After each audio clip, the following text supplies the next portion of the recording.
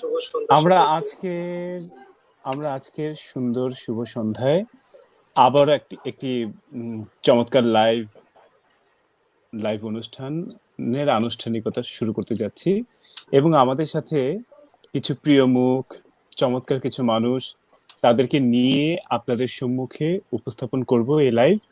এবং আমি ছোট্ট করে তাদের পরিচয় বলে দিচ্ছি। আমাদের সাথে আছে আকাশ, যাকে প্রত্যেকদিনই আপনারা দেখেন। আমাদের সাথে আছে মেরাজ, প্রায় দেখা হয়। ও আমাদের ডি ফটোগ্রাফের দারুণ একজন পার্ট এবং নেপথ্যে চমৎকার কাজ করে। আমাদের সাথে আছে স্বর্ণালী।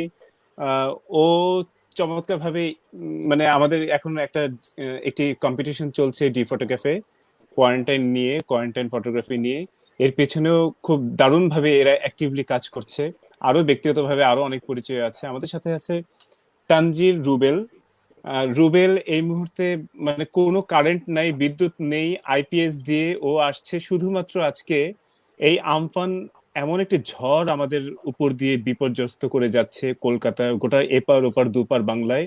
তো এপার বাংলার কি অবস্থা, আজকে রুবেলের দিকে তাকালেও বোঝা যাচ্ছে যে কি অবস্থায় ও যাচ্ছে। হ্যাঁ, তো একদম। আমফানের ভেতরে ও যে এইভাবে মানে বিদ্যুৎ নেই, তারপরে যে নেটের কোনো না কোনো ভাবে সংযোগ করে আজকে আমাদের সাথে উপস্থিত হয়েছে, জানি না কতক্ষণ থাকতে পারবে।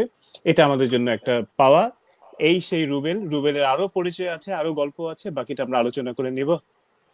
আমাদের সাথে আছে মারিয়াম হোসেন, আমার প্রিয় লুবনা বন্ধু, আমার বহু যুগের বন্ধু। কিন্তু আমার এই বন্ধুটার সাথে এক যুগ পর পর হাই হ্যালো কথা হয়। তেমন ভাবে এই এই বন্ধুটা যে এত সুন্দর গান টান গাইতে গাইতে জানে সেটা আমি জানতাম না। তো আমি শুনতাম যে তিনি দেশ বিদেশ শুধু ঘুরেন এবং তার একটা মানে পার্সোনাল একটা ডেজিগনেশন আছে, সেটা নিয়ে সে কাজগুলো করে। সেই কাজে এতটা ব্যস্ত, সেই ব্যস্ততায় বোধহয় আমাদেরকে খেয়াল রাখতে পারে না। কিন্তু ইদানিং দেখছি সে চমৎকার গান করে, অনেক কিছুই করে, কবিতা আবৃত্তি করে, লিখে। তো আমরা লুবনা থেকেও আমরা তার পরিচয়টা, তার কথায়, তার গল্পে আমরা আজকে জেনে নিব। তো আমরা আজকে মানে এখন আমি সবার মুখ থেকে পরে কথা শুনবো, আগে প্রথমে আমরা রুবেলের কাছে যাব। যে রুবেল, বলো যে এই আহ, তোমার বর্তমান অবস্থা কি, কি অবস্থায় যাচ্ছ আর কি। আমরা আমফানের গল্পটাই আগে প্রথমে শুনি, আমফান দিয়ে শুরু হোক। সবার আগে আমার অনেকগুলো কাঁঠাল নষ্ট হয়ে গেছে। কাঁঠাল নষ্ট হয়েছে? শোনো, আমার একটা কথা ছিল, আমপান, তোমরা এমন একটা ঝড়ের নাম দিয়েছো। মানে আম নষ্ট হচ্ছে, একদম ঝড়টা রাজশাহীতে গিয়ে পুরো আমের উপরেই উঠছে। এই ঝড়ের আগে থেকে যে নামটা একদম কে করেছে, আমার তাকে এই খুঁজে বের নামটা করা দেওয়া দরকার। হয়েছে। এবার তার নারীর নামে দেওয়া হলো না, সবসময় ঝড় হলে কোনো না কোনো নারীর নামে দেয়, কারণটা জানি না। একদম।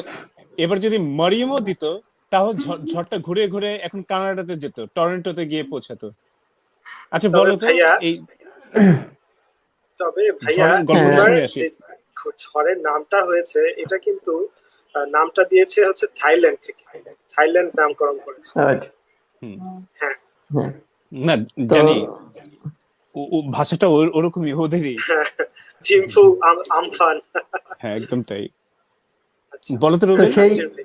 সেই আমাদের অঞ্চলের ঝড়ের গল্প বলতে গেলে সেই সুন্দরবনের গল্পটা চলে আসে। হ্যাঁ ঝড়ের যে গতি ছিল, তারপর যেই দিকে আসতে ছিল আমাদের খুলনা সাতক্ষীরার দিকে, এবং কলকাতার একটা বড় অংশ। আজ সুন্দরবন না থাকলে হয়তো এই লাইভে তোমাদের সাথে দেখা হতো কিনা আমি জানি না। সুন্দরবন আসলে সবসময়ের জন্য, এটা নতুন কিছু না। সুন্দরবন সবসময় মায়ের মতো আমাদের আগলে রাখে। আমরা আমাদের যে এই জনপদ, বিশেষ করে বৃহত্তম খুলনা, বাগেরহাট, খুলনা এবং সাতক্ষীরা বর্তমান জেলা, এই তিনটা জেলা আমাদের দেশের এই সুন্দরবন প্রাকৃতিক দেওয়াল রক্ষা করে। তো যতটুকু খবর নিয়েছি, আমাদের খুলনা সাইডের সুন্দরবনে কম ক্ষতি হয়েছে। এখানে গাছের ডেনসিটি অনেক বেশি। বেশি ক্ষতি হয়েছে কয়রা এবং সাতক্ষীরা অঞ্চলের যে সুন্দরবনটা, এই সুন্দরবনে বেশি ক্ষতি হয়েছে, এবং ওইখানে বনজীবীদের কিছু হয়নি, কারণ গভর্নমেন্ট অ্যাক্টিভ ছিল। তাদের নিয়ে আসছে। বিকৃতভাবে 4-5 জন মানুষ মারা গেছে, এতটুকু আচ্ছা। পর্যন্ত খবর পেয়েছি। প্রচুর গাছগাছালির ক্ষতি হয়েছে, যেমন আমার বাড়িটাও অনেক গাছগাছালিতে ঘেরা। তো আমার অনেক বড় গাছ পড়ে গেছে। মজা করে বললাম অনেকগুলো কাঁঠাল পড়ে গেছে, এটা সত্য। আমি আহা, সকালবেলা দেখেছি অনেকগুলো কাঁঠাল। আমার অনেক কাঁঠাল গাছ আছে, আম গাছ আছে। তো আম গাছগুলো একটু ছোট ছিল বলে ক্ষতি কম হয়েছে, বড় গাছে বেশি ক্ষতি হয়েছে। আর বিদ্যুৎ একদমই আচ্ছা নেই আমাদের এই অঞ্চলের। হ্যাঁ, 3টা টাওয়ার পড়ে গেছে, বিদ্যুতের যে খাম্বা বলে। হুম, হুম। তো ওই খাম্বা পড়ে গেছে, এখনো কাজ কমপ্লিট করতে পারে নাই। তো এই তুমি অবস্থায় আমাদের আছি। সাথে তুমি আমাদের সাথে বিদ্যুৎ ছাড়াই আছো, হ্যাঁ, বিদ্যুৎ ছাড়াই আছি। আর তারপরে যে আইপিএস আমাদের সাথে ব্যাকআপ আছো।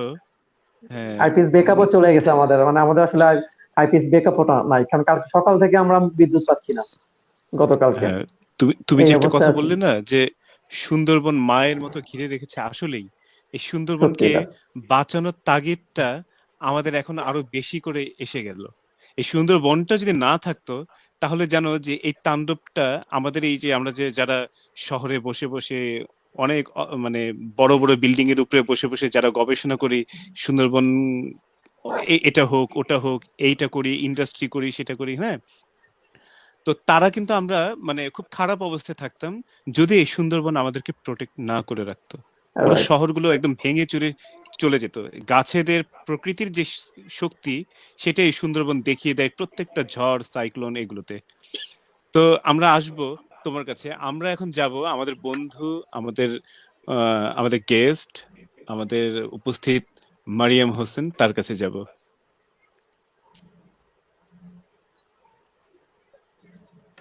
হ্যাঁ, বলবো কিছু? হ্যাঁ, কি বলবো? অবশ্যই। কি বলবো আমরা নিজে? না, হ্যাঁ আমি হ্যাঁ, না না, বলি। আমরা শুনতে চাই, আমরা হ্যাঁ, শুনতে চাই মরিয়ম তার পরিচয়টা আমাদেরকে বলবে, তারপরে বলবে যে আজকে যে বাংলাদেশে একটা ঝড় উঠে গেল, তো এই ঝড়টাকে তারা টরন্টো থেকে কিভাবে দেখছে, একজন বাঙালি হিসেবে কিভাবে দেখছি আমরা। প্রথমে আমি বলি যে কানাডায় আছি আজকে মানে অনেক বছরই, কিন্তু আমি মনে মনে প্রাণে সবসময় আমার মানে বাংলাদেশেই পড়ে আছি। হ্যাঁ, বাংলাদেশের হুম, কোনো খবর আমার আম্মু বা আমার মানে ফ্যামিলি মেম্বার যারা আছে তারা জানার আগে তো আমিই জেনে। ইভেন মানে আমার ফেসবুকেও আমি মানে বেশি খালি বাংলাদেশিদেরই রাখি, সেই আর কি। কারণ এখানে থাকা বাংলাদেশিদেরও রাখি না। তো প্রথমে যে এই ঝড়ের কথা যেটা বললে, মানে বনায়ন যে কতটা দরকার সেটা তো পুরোই বোঝা যাচ্ছে। আর সাথে সাথে আমার মাথার মধ্যে রিফ্লেক্ট করলো যে কানাডায় অনেক রকমের দুর্যোগ হয়, কিন্তু হুম, হুম, সবচেয়ে বড় যে মানে যে এটা মনে ওরা বুঝতে রিয়েলাইজ করেছে যে গাছ যে কতটা আগলে রাখে মানুষের প্রাণটা। আমাদের এই হ্যাঁ, সিটির মধ্যে, মেট্রো সিটির মধ্যেই, হ্যাঁ, একদম এত ভালো লাগে এই জন্য আমার, কারণ আমি বাংলাদেশের প্রকৃতি এত বেশি ভালোবাসতাম যে এখানে এসে মনে আমি টিকতে পারতাম না বরফের দেশে এসে। কিন্তু এই সিটির মধ্যে মাঝে মাঝে জায়গায় জায়গায় ছোট ছোট অরণ্য, মনে হয় প্রোটেকশনের জন্যই ওরা কাটেই না। গাছ কাটাও মানে দণ্ডনীয় অপরাধ এখানে। তো একদম সেটাই। তাই। তো আর দেশের গাছ, জন্য যেটা, হ্যাঁ, এটা তো মানে ভাবাই যাচ্ছে না, মানে কোনো কিছু করতে পারছি না। বারবার নিউজ দেখছি যে হ্যাঁ ঝড়টা এখন কোন দিকে মন নিল, মানে বাংলাদেশে সরে গেল কিনা। মানে যখন এটা মানে হয়ে যায়, কম হয়ে যায় তীব্রতা, তখন মানে শান্তি পায়, সেটাই। তো আর তো কিছু বলার নাই, মানে এখানে তো মানে রাজনীতি বা পলিটিক্যাল কিছু বলার কিছু নাই। মানে বনায়ন হোক সবাই, মানে আমি নিজে খুব গাছ ভালোবাসি, নিজে বাগান করি, আমার ব্যাকইয়ার্ডেও গাছ লাগাই। এই জন্য আমার মনে হয় যে এখন যে ছাদ বাগান করছে বা যা কিছু করুক, মানে যার যতটুকু একটু জমি থাকে মানে গাছ লাগানো উচিত বেশি বেশি করে, আচ্ছা, এটা বলা উচিত। আর সুন্দরবন ওইটার মুভমেন্টের সাথেও আমি যতটুকু পারি মানে সম্পৃক্ত হয়েছিলাম আর কি, মোটামুটি ভাবে যে হ্যাঁ যে যেন রক্ষা করা যায়। আর কি বলবো আমি জানি না, স্পেসিফিক কি কি না বলো ঠিক আছে, আরেকটু। এটাই হলো আমাদের বড়, মানে আমরা তো মুখে বলি যে আমরা এইভাবে রক্ষা করব, সেইভাবে শুনতে রক্ষা পারছি করব। না, সাউন্ড একদম লো হয়ে যাচ্ছে। হ্যালো, শুনছেন? একদম শুনতে পারছি না। আচ্ছা, আমি তো শুনতেছি, আমরা এখন শুনতেছি। এখন শুনতে পাবে, আস্তে ধীরে শুনতে পাবে। তো আমরা, প্রথমে কিন্তু ঠিকই ছিল, ঠিক মতো আসছিল সাউন্ড, তারপর কি হলো? আচ্ছা, ফুল দেওয়া। আমরা এই সুন্দরবনের একটা বিপর্যস্ত একটা অবস্থা, মানে সুন্দরবন বলতে এই আমফান আমাদেরকে অনেক অনেক কিছু শিখিয়ে দিচ্ছে।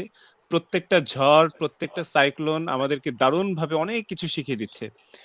তো এরা হয় কি, এরা যেভাবে প্রকৃতিকে, এরাও তো প্রাকৃতিক একটা দুর্যোগ, যেমন কোথাও ভূমিকম্প হলো সমুদ্রের মাঝে, সেই ভূমিকম্পের কারণে এরকম বাতাসের গতি মানে ঘুরে যায়, বেগ হয়, একসাথে অনেক কিছু তৈরি হয়, সেই তৈরি হওয়া জিনিসটা ছিটকে আসতে থাকে, ধেয়ে আসতে থাকে। সেই আশাটাকে এসে কোথায় আছড়ে পড়ে? আমাদের প্রকৃতির উপরে, তাই না?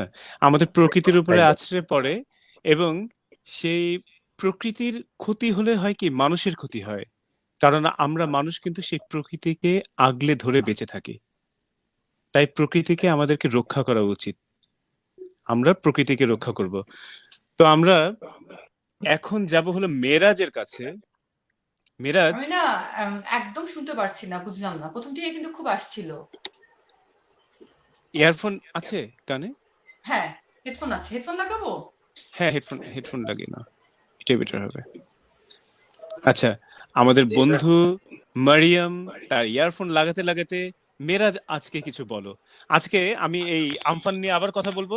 মেরাজ বলো যে বর্তমানে তোমাদের ডি ফটো ক্যাফের যে কম্পিটিশনটা চলছে, তোমরা কি নিয়ে কথা বলছো? যে হোম কোয়ারেন্টাইনে হ্যাঁ, থেকে একদম। ফটোগ্রাফি, এই হোম কোয়ারেন্টাইনে ফটোগ্রাফি কেন তোমরা এই কম্পিটিশন করতে গেলে, এবং তোমাদের এটা নিয়ে ভবিষ্যতে আর কি কি উদ্যোগ নেবার ইচ্ছে আছে?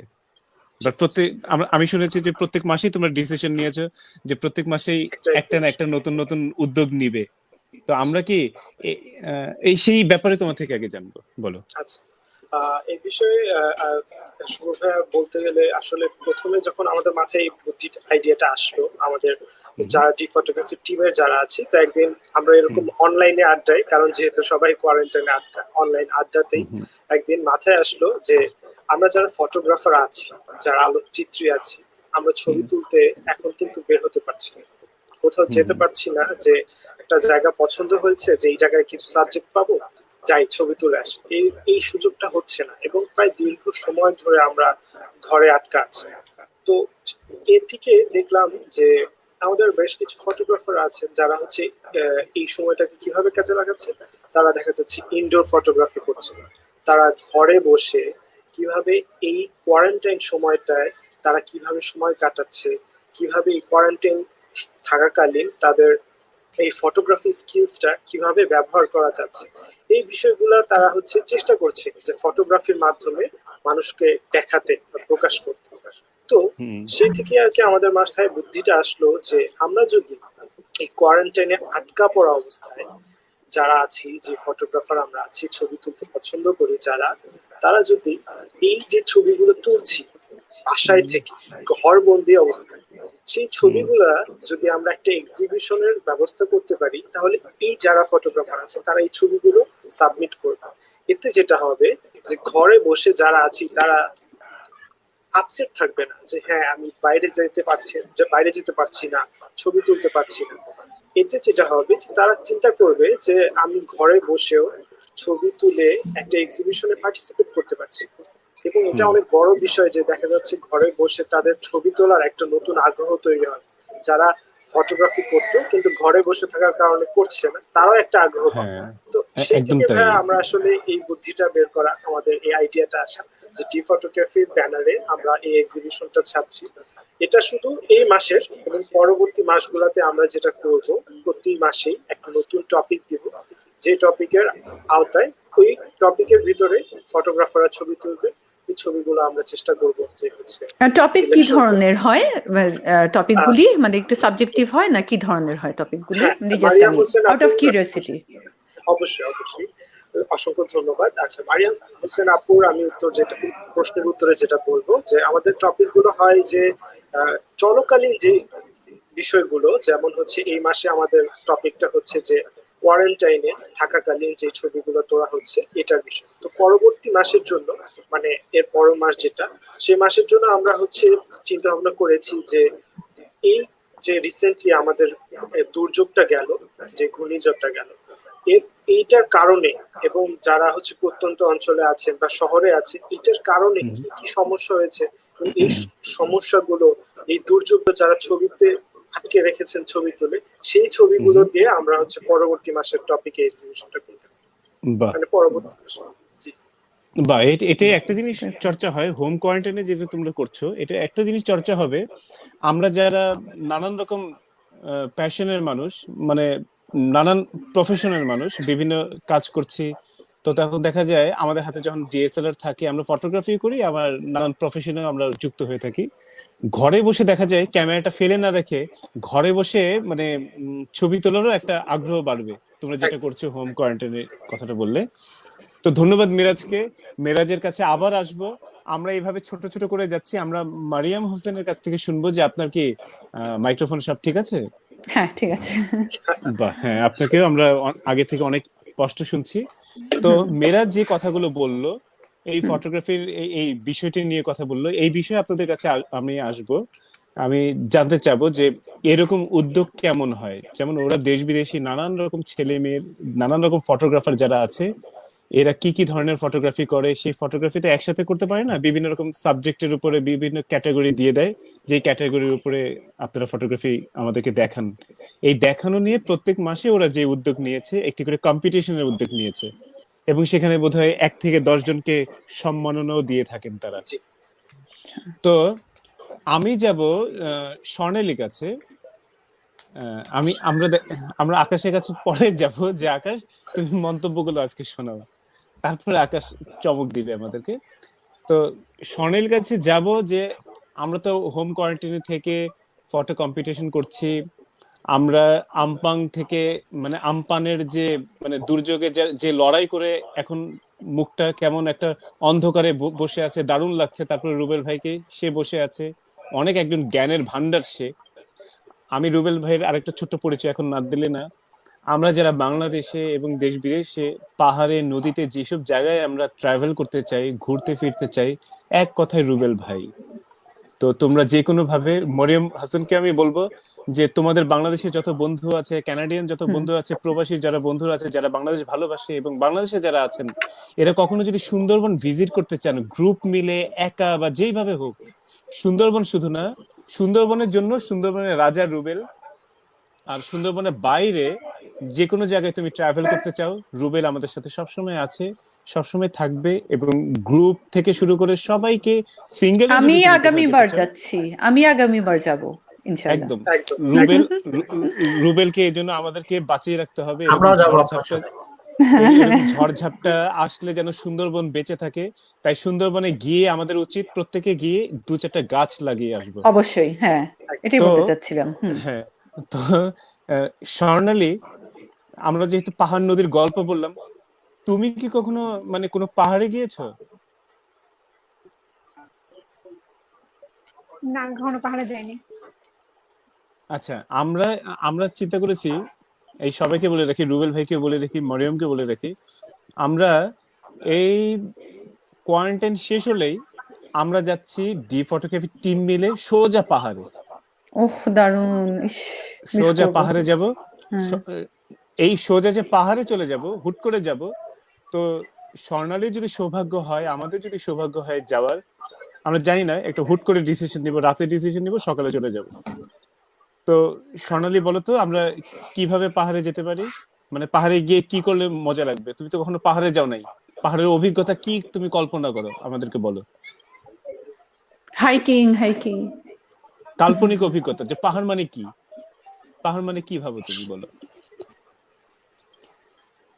কি বলবো, আমার তো কোনো এক্সপেরিয়েন্স নাই পাহাড়ে যাওয়ার।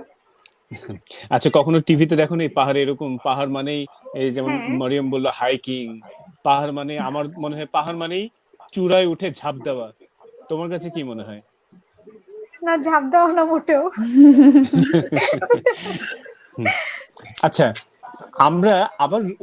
আমরা এবার আকাশের কাছে যাব। আকাশ, একটু মন্তব্যগুলো পড়ে আমাদেরকে জানাও।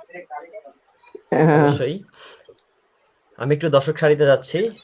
আমাদের সাথে আছে আফরোজা আপু, শায়লা সুমি আপু, ওনারা আমাদেরকে শুভ সন্ধ্যা জানিয়েছে। শুভ সন্ধ্যা আপু। শুভ্র ভাইয়ের কথাগুলা, সুন্দরবন নিয়ে যে কথাগুলো বলেছে সেগুলো অনেক যুক্তিসঙ্গত কথা বলেছে আমাদের আপুরা।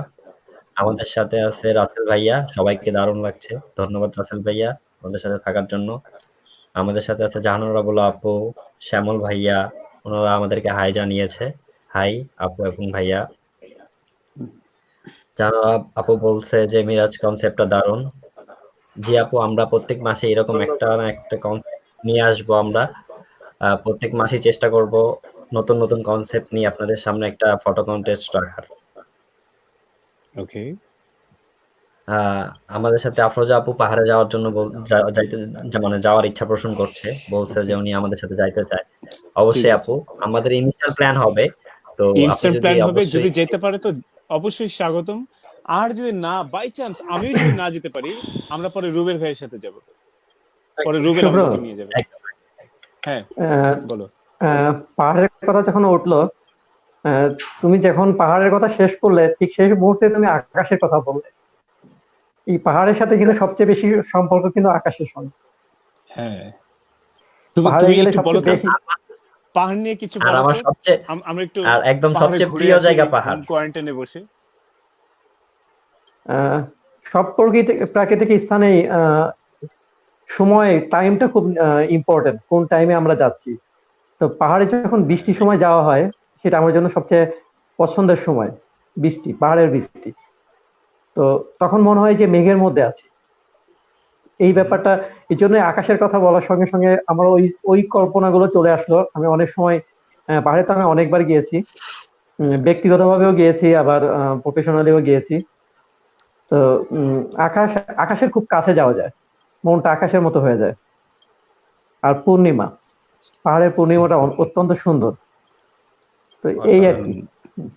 তোমরা কি মানে আমি পাহাড়ে পূর্ণিমা কাটিয়েছি,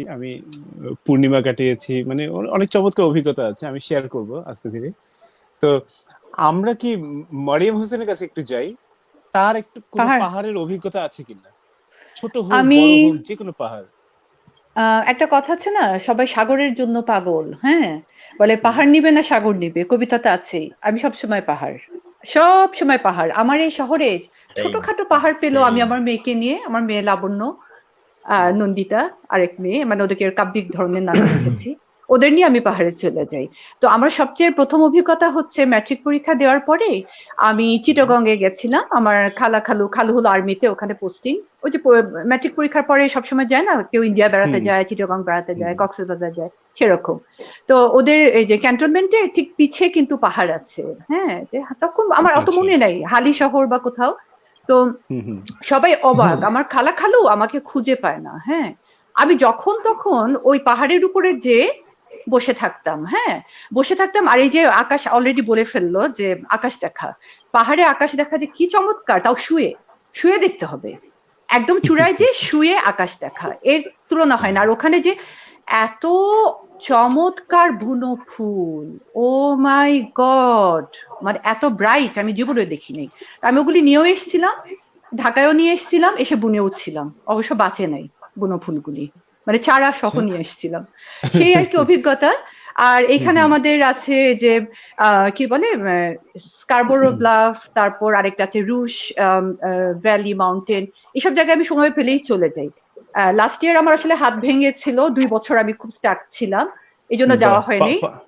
হ্যাঁ, এখন ভালো না, পাহাড়ে না, তো এই জন্য আবার পাহাড়ে যাওয়া হয়নি। তো এইবার আবার প্ল্যান আছে। তো এখন আমাদের এখানে সবকিছু বন্ধ ছিল এই কোভিড এর কারণে, তো এখন আস্তে আস্তে খুলে দিচ্ছে যে হ্যাঁ নিরাপদ দূরত্ব রেখে যাওয়া যাবে। মানে পাহাড় ধারেও বন্ধ ছিল, যে মানা করতো, কারণ দল বেঁধে যাবে, পিকনিক করবে, হাইকিং করবে, বন্ধ ছিল। ওখানে কোভিড এর কি অবস্থা এখন, কি স্বাভাবিক হয়েছে কারণে? একটু বেশি লিবারাল, আর এটা তো মানে খুব একটা মানবিক দেশ আর কি, হ্যাঁ, কড়াকড়ি কম খুবই, কিন্তু মানুষ প্রত্যেকে মানে খুব সচেতন, এটা ভালো, নিজেরাই সচেতন। যেরকম আমি প্রথম থেকে, আমরা অনেক আগে থেকে মাস্ক পরছি, সবকিছু সচেতনতা যা বলছি সব মেনে চলি। হ্যাঁ, সচেতনতা আগে থেকেই বজায় রাখছি আমরা। হ্যাঁ, সেটাই। আর পাহাড় নিয়ে কি বলবো, পাহাড় আমার ভালোবাসা, আর কিছু বলার নেই, ভালোবাসা নিয়ে তার কিছু বলার নেই। এইটাই আমিও একটা ছোট্ট করে কথা বলি, সেটা হলো আমাদের ভিতরে সবাই যদি সকল রকম সচেতনতায় নির্ভর করি, মানে সচেতনতার যদি অভ্যাসে পরিণত করি, তাহলে নিজেও বিপদে পড়বো না, কাউকে বিপদে ফেলবো না। আমাদের যত রকম ভাইরাসই আসুক না কেন, যত রোগই আসুক না কেন, ওরাও দেখবে কি যে মানুষগুলো তো সচেতন, তখন হয় কি ওরা আর বেশি মানে ছড়াতে পারে না, ওরা একে একে দমিয়ে যায়। তো ওদেরকে প্রশ্রয় দেওয়া যায় তখনই যখন আমরা অসচেতন কাজ করি, তখনই তারা প্রশ্রয় পায়। তো আমরা কোনো খারাপ জিনিসকে কখনোই প্রশ্রয় দিব না, এটা আমাদের জন্ম থেকে এই শিক্ষাটাই পেয়ে গেছি আমরা। এই শিক্ষাটা সবাই জানে, তারপর সবাই মানে অশিক্ষাই চর্চা করি আমরা। অশিক্ষা চর্চা করাটা একটা অন্যরকম মজা। আমরা হিংস্র হতে, আমরা মানে মন্দ কাজ করতে খুব মানে অন্যরকম একটা মজা। ব্রেইনে বোধহয় মন্দ কাজ করার জন্য অনেক মানে মানে উৎপ্রেরণা যোগায়, প্রলোভন কিন্তু অনেক, প্রলোভন একদম, অনেক, চাকচিক্য কিন্তু অনেক। ওটাকে যে কন্ট্রোল করতে পারে, ওটাকে যে আয়ত্ত করতে পারে, ওটাকে যে বশ করে ভালো কাজটা করতে পারে, সেই আমি মনে করি যে টিকে থাকতে পারে জগতে শান্তি নিয়ে, স্বস্তি নিয়ে। বরং মন্দকে প্রশ্রয় দিয়ে সাময়িক সুখ পাওয়া যায়, কিন্তু সেটা ভীষণ অসাময়িক দুঃখের কারণ। তো যেটা পরিণতি আজকে আমরা ভোগ করি, যেটা অসচেতনতার কারণে ভোগ করি। তো আমরা একটা কথা শুনলাম মারিয়ামের কাছে, সেটা হলো আপনি বললেন যে বুনো ফুল। বুনো ফুল মানে আমার ভীষণ প্রিয় একটা জিনিস। বুনো ফুল মানে মানে ভীষণ পছন্দের একটা জিনিস। আর বুনো ফুল মানে প্রথমেই ওই যে ঘাস ফুলগুলো হয় না, ছোট ছোট লাল লাল ঘাস ফুল, ওগুলো কি বলে রুবেল? ঘাস ফুলই তো বলে। ঘাস ওই ফুল লাল তো লাল ঘাস ছোট ফুল। ছোট ঘাস ফুল থাকে না? হ্যাঁ। তারপর হ্যাঁ আরেকটা হ্যাঁ ফুল থাকে, ঘাস ফুলের পাতাগুলো দেখা যায় কি একটু মোটা মোটা, টিপ দিলে রস হয় ওরকম। তারপর আরেকটা আছে লজ্জাবতী ফুল। ও দারুণ। তো লজ্জাবতী ফুলটা আমার ভীষণ পছন্দ। আকাশকে বলবো যে আকাশ, তুমি শেষ কবে লজ্জাবতী ফুল দেখেছিলে? এবং আকাশ ভীষণ লাজুক। আমার কাছে আকাশকে লজ্জাবতী ফুলের মতোই লাগে, মনে হয় ছুঁয়ে দিলে আমি চুপসে শেষ যাবে পাতাগুলো, শুধু ফুলটা ফুটে থাকবে। আচ্ছা, লজ্জাবতী ফুল না পাতা? না, পাতা, ওইটাই পাতা। লজ্জাপতি পাতা। গাছের একটা ফুল হয় খুব একটু ছোট ছোট বেগুনি সাদা, রঙের, হ্যাঁ, হালকা ছোট বেগুনি, ছোট বেগুনি, ছোট। হালকা বেগুনি, ছোট ছোট। হ্যাঁ, ওটা আসলে সুন্দর হয় না তো? অসম্ভব সুন্দর, সুন্দর হয়, হ্যাঁ। অনেক সুন্দর হয়। আমি লাস্ট ভাইয়া আহ, আপনার কি বলে গত সপ্তাহে দেখেছিলাম লজ্জাপতি ফুল প্লাস পাতা দুটোটাই, গত সপ্তাহে। আমি আমি গত 2 বছরও দেখি নাই। বেশি বেশি দূরে যেতে হবে না, আমাদের জাহাঙ্গীরনগর এই ইউনিভার্সিটি। জাহাঙ্গীরনগর হ্যাঁ, ইউনিভার্সিটির এই জাহাঙ্গীরনগরে পাশেই আছে। বিপিআরডিসির একটু পরে একটা অরণ্যালয় আছে, ওইখানে গেলেই আপনি দেখতে পারবেন প্রতি ফুল যাব প্লাস গাছ সবই আছে। যাব অরণ্যালয়, আমি যাব। মারিয়ামকে বলবো আসুন আপনি, কারণ আজকে আমরা এখানে যারা আছি সবাই একসাথে ঘুরবো, সবাই একসাথেই যাব, সবাই একসাথেই বুনো ফুল দেখবো। তো আকাশ, আম, আমরা যে গল্পে আছি সেই গল্প থেকে একটু বেরোতে চাই। হ্যাঁ, একটু অবশ্যই বেরোতে চাই। বেরোবো, তার আগে আমাদের একটা ছোট্ট একটা কমেন্ট মানে মন্তব্য আছে যেটা আমি একটু পড়তে যাচ্ছিলাম ভাইয়া। হ্যাঁ, শুনি। আমাদের সাথে শায়লা ম্যাম আছে, তো আচ্ছা। শায়লা ম্যাম আমাদেরকে দেখছে। শায়লা ম্যাম বলছে যে আমি পাহাড়ে যেতে চাই, আমি যেহেতু 7 দিনের নোটিশে তোমাদের ডি ফটোগ্রাফি এক্সিবিশনে আমেরিকা থেকে কলকাতা গিয়েছিলাম, তবে আমাকে অন্তত 7 দিনের নোটিশ দিতে হবে, আচ্ছা। তবে হবে তোমাদের সাথে পাহাড়ে যাওয়ার জন্য। এক রাত্রে নোটিশে এত দূর থেকে আসতে পারবো না। না না না, আমরা 7 দিনের নোটিশ দিব। আমরা 7 দিন আগে আপনাকে জানাবো। আপনি Only যদি আসেন, শায়লা শায়লা ম্যামের ম্যামের জন্য। শুধুমাত্র শায়লা আমরা- ম্যামের জন্য। শুধুমাত্র আপনার জন্য। আমরা আবার না হয় পাহাড়ে যাব, আমরা 7 দিন আগে আপনাকে জানাবো। আমাদের সব প্রবাসীদের জন্য লং হ্যাঁ, নোটিস। সব। হ্যাঁ, একদম একদম 7 দিন।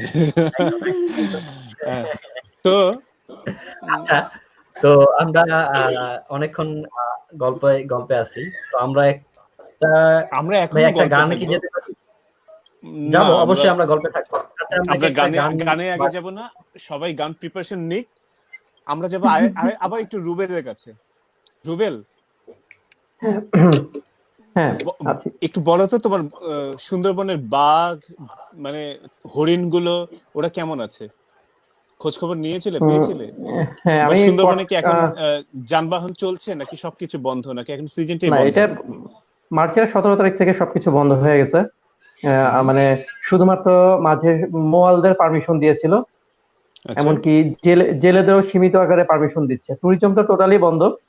হুম। আর মোয়ালদের পারমিশন ছিল এই ঝড়ের উপলক্ষে, যেহেতু মধু সিজন, এখন মধু সিজন কিন্তু সুন্দরবনে মাত্র 3 মাস। সারা বছর যে মধুটা আমরা পাই এই 3 মাস সংগ্রহ করে। তো এই মোয়ালদের উঠাই নিয়ে আসছিল। আবার কালকে থেকে আমি কথা বললাম, আমার এক মোয়াল পরিচিত আছে, তাকে ফোন দিয়েছিলাম যে কি অবস্থা। ওরা সবাই ভালো আছে, কালকে থেকে আবার যাবে। আর আমি একমাত্র কটকায় কথা বলতে পেরেছি, ঠিক আছে, কটকা যে অভয়ারণ্য আছে ওইখানে শুধু টেলিটকের সীমিত আকারে নেটওয়ার্ক আছে। তো ওইখানে আমি ফোন করেছিলাম, কটকায় তেমন কোনো ক্ষতি হয় নাই, জেটির কিছু ক্ষতি হয়েছে। তুমি যে জেটিতে নেমেছিলে, তুমি খুব সুন্দর আচ্ছা। সুন্দর ছবি তুলেছিলে, তোমার ভিডিওটা ওই কটকাকে কেন্দ্র করেই। হ্যাঁ, হ্যাঁ, ওই তুমি ওই ছোট্ট যেটির একটা ক্ষতি গান, হয়েছে। হ্যাঁ একটা ওই গান। তুমি যে গান করেছিলে, আমার আমার মন খারাপ থাকলে ওই গানটা আমি শুনি। ঠিক আছে, শোনো, আমার তো আমাকে লজ্জা দিও না। একদম ওই গানটা ইনস্ট্যান্ট বানিয়েছিলাম শুধুমাত্র তোমাদের ওই ভিডিও ক্লিপটার জন্য, একদম বাজে গান। ওয়াও, স্বরচিত, আর ওয়াও কি ট্যালেন্ট। হ্যাঁ, হুম। তো না, এটা মারিয়াম আমি উনি সত্য জানেন কথা। না আর কি যে আমি গান লিখতে পারি কিনা। আচ্ছা ঠিক আছে, হুম, হ্যাঁ হ্যাঁ তাহলে হ্যাঁ, করো তো, লেখো তো, তাই না? সুরও তো আচ্ছা, দাও, সুরও তো দাও, সুরও তো দাও। তুমি কি কোনো শুনেছো? পুরা ভার্সেটাইল, অবশ্যই শুনেছি। আচ্ছা ঠিক আছে, ওকে। একদম। ওই যে তাহলে তোমার একটু আমরাও একটু একটু একটু ক্লাসিক্যাল টাইপের গান একটা খুবই সুন্দর কয়েকটা করেছিলা। উচ্চাঙ্গ, আচ্ছা তোমার তো ঠিক আছে। সবসময় একটু উচ্চাঙ্গ বেস তোমার, জানি সবই। আচ্ছা হ্যাঁ। আচ্ছা ঠিক আছে। জান আমার বন্ধুটা আমার খোঁজ খবর রাখে। ঠিক আছে, আজকে তোমাদের জন্য একটা মজার আছে। আমরা যখন মানে প্রিপারেশন ওইভাবে নেইনি, তো আহ, আমি শুধু বলেছি যে মারিয়াম তোমাকে থাকতে হবে লাইভে। ও এক কথায় বলেছে ঠিক আছে আমি থাকবো। আমার মাথাটা খুব ধরে আছে, আমি বললাম যে ধরুক, কিন্তু আমরা থাকবো, মজা করব। তো সে বলেছে যে ঠিক আছে থাকবো। আর আমাদের যে এত এত দর্শকরা আমাদের সাথে থাকে, এত এত মানুষগুলো শোনে, তো তাদেরকে ভাবলাম যে তারা আজকে মারিয়মকেও শুনবে। তো মরিয়ম আমাকে বলল যে শুভ্র তুমি তাহলে একটা কাজ করো, আমি দেখিও নি, আমি পরে টেক্সটটা পেলাম যে আমি একটা গান গাইতে পারি যদি তুমি এটা মুখ নাড়াও, মানে তুমিও মুখ দুই না চার লাইন রাও না, গাও। করতেই হবে, হ্যাঁ সাথে। করতে হবে, আচ্ছা। তো আমি এই গানটা যে আমাদের বাংলাদেশের গান, আমি ওইভাবে জানতাম না কি, আমি কখনো শুনিনি এই গানটা। এবং গানের ভিডিওটা এত সুন্দর করে করা, যে ওই সময়ে কিভাবে ডিরেকশন দেওয়া হচ্ছে, তাই না, গানের শুরুটা। দারুণ, হ্যাঁ হ্যাঁ, সেটাই। খুব সুন্দর ওই কাজগুলো দেখলাম। আর হ্যাঁ, ওই গানটা আমি আর মরিয়ম আজকে গাবো, সবার উদ্দেশ্যে গাবো। চার লাইন কোনো সে, চার প্রিপারেশন লাইন নাই, আমি। কোনো কোনো প্রিপারেশন প্রিপারেশন নাই, নাই, কিন্তু ইনস্ট্যান্ট। হ্যাঁ আমার গানটা পছন্দ। প্রিপারেশন লাগবে না। আমি অত ভালো পারি না আর কি, হুম, মোটামুটি আর কি। ওই তো করবো, আমরা শুরু করবো আমরা এখনই শুরু করবো। তুমি শুনতে চাও রুবেল, নাকি পরে? আকাশ, হ্যাঁ অবশ্যই মেরাজ, অবশ্যই স্বর্ণ? নাকি অবশ্যই। শুনতে, হ্যাঁ নাকি শুনতে ওটা চাই। কামিং অ্যাট্রাকশন হিসাবে লাস্টের দিকে দেওয়া হবে? না, আমাদের শেষ শুরু বলে কিছু নাই। লা- আমরা শুরু করতে পারি না? হ্যাঁ, করবো? এখনই হয়েছে, হ্যাঁ আড্ডা অবশ্যই। এখনই হয়েছে। হ্যাঁ, আড্ডাটা করি। প্ল্যান করে হয় না। একদম আচ্ছা শুরু করি। আচ্ছা, তা আমি প্রথমে 2 লাইন, তারপর তারপরে তুমি 2 লাইন, আমি, না? এরকম। আচ্ছা হ্যাঁ ঠিক হ্যাঁ, আছে, হ্যাঁ মানে ওইভাবে ঠিক ওটা আছে। ভাগ আর কি, মেল ফিমেল ভাগ তো সেই জন্য। এটা হ্যাঁ, মানে আমাদের কি, উল্টাপাল্টা হলে সবাই বুঝে নেবে। হ্যাঁ কবরী আর কে যেন করেছিল, হ্যাঁ অন্তত আমি কবরী আর তুমি কি সেটা জানি কবরী না। আর আনোয়ার কবরী হোসেন, আর আর একটা আনোয়ার লোক হোসেন, হলো আনোয়ার হোসেন। আনোয়ার হোসেন, বারবার হ্যাঁ। বাবার পার্ট নেয় এবং মৃত্যুর পার্ট নেয়। না না, প্রবীর মিত্র। হ্যাঁ হার্ট এরকমই। অ্যাটাক করে মরে যে। আচ্ছা হ্যাঁ, শুরু করছি, হ্যাঁ। ওকে। তুমি 7 সাগরের পার হতে আমায় ডেকেছো, আর মন ভ্রমরের কাজল পাখায় ছবি এঁকেছো। খুব সুন্দর। কি হলো? এবার আমি গাচ্ছি। I'm sorry. মাঝখানে কথা বলার কি দরকার ছিল? কন্টিনিউয়াস করতে হবে, ঠিক আছে? আবার তাই করি। না? আচ্ছা, আবার আবার আবার আবার শুটটা ভাবছি। আবার আবার আবার হচ্ছে। আবার হবে, হ্যাঁ। মাঝখানে কথা নেই, আমি 2 লাইন, তারপর তুমি 2 লাইন, ঠিক আছে? একদম একদম, আর কথা নেই, আর কথা বলবো না। আচ্ছা হ্যাঁ, আচ্ছা হ্যাঁ। তুমি 7 সাগরের পার হতে আমায় ডেকেছো, আর মন ভ্রমরার কাজল পাখায় ছবি এঁকেছো। আমি ময়ূর পঙ্খী নাও ভিড়িয়ে তোমায় দেখেছি, আর প্রবাল দ্বীপের পান্না ভেবে চেয়ে থেকেছি। আগুন ঝরা ফাগুন যখন এলো পলাশ বনে, তোমার কথাই ভেবেছিলে আমি মনে মনে। তোমার চোখে তাই তো খুশির পরাগ পরাগ মেখেছি। মেখেছি, ও তোমার চোখে তাই তো খুশির পরাগ মেখেছি। আমি ময়ূর পঙ্খী নাও ভিড়িয়ে তোমায় দেখেছি, আর প্রবাল দ্বীপের পান্না ভেবে চেয়ে থেকেছি। খুবই সুন্দর। থ্যাংক ইউ, অসাধারণ। হয়ে গেছে না? অসাধারণ। তো এই ধন্যবাদ। গানটাই আমার বন্ধুটা আমাকে দিল। তো আমি প্রথম ভাবলাম কি আমি কি গাইতে পারবো, আমি ভয়ে ভয়ে গানটা দেখিও নাই। তো এই লাইভে এসে বোধহয় আমি এই তখন একটু ঘেটে ঘেটে দেখলাম যে কি ছিল গানটা, শুনি সেও গাইলো, আমি এইভাবে গাইলাম। অনেক দারুণ ধন্যবাদ হয়েছে। হ্যাঁ, এরকম একটা গান আমাকে শোনাবার জন্য। তো ধন্যবাদ। আমরা গানের ভেতরে যেহেতু আছি, হ্যাঁ, আমরা রুবেলকে বলবো না যে রুবেল সুন্দরবনে বসে তুমি যখন জাহাজে করে যেতে থাকো তখন যে মন খুলে যে গানটা আসে ওই গানটা গাও, এটা আমরা রুবেলকে বলবো না। আমরা মেরাজকে এখনো কিছু বলবো না যে মেরাজ তুমি একটা গান শোনাও। আমরা আকাশের একটা গান শুনবো, চলো আকাশের একটা গান শুনে আসি। অনেক ধন্যবাদ। আচ্ছা, অবশ্যই দেরে রা আমি তো রে রে রে। একটা কাজ করব। আচ্ছা, একটা গান আছে না, একটু দাঁড়াও না।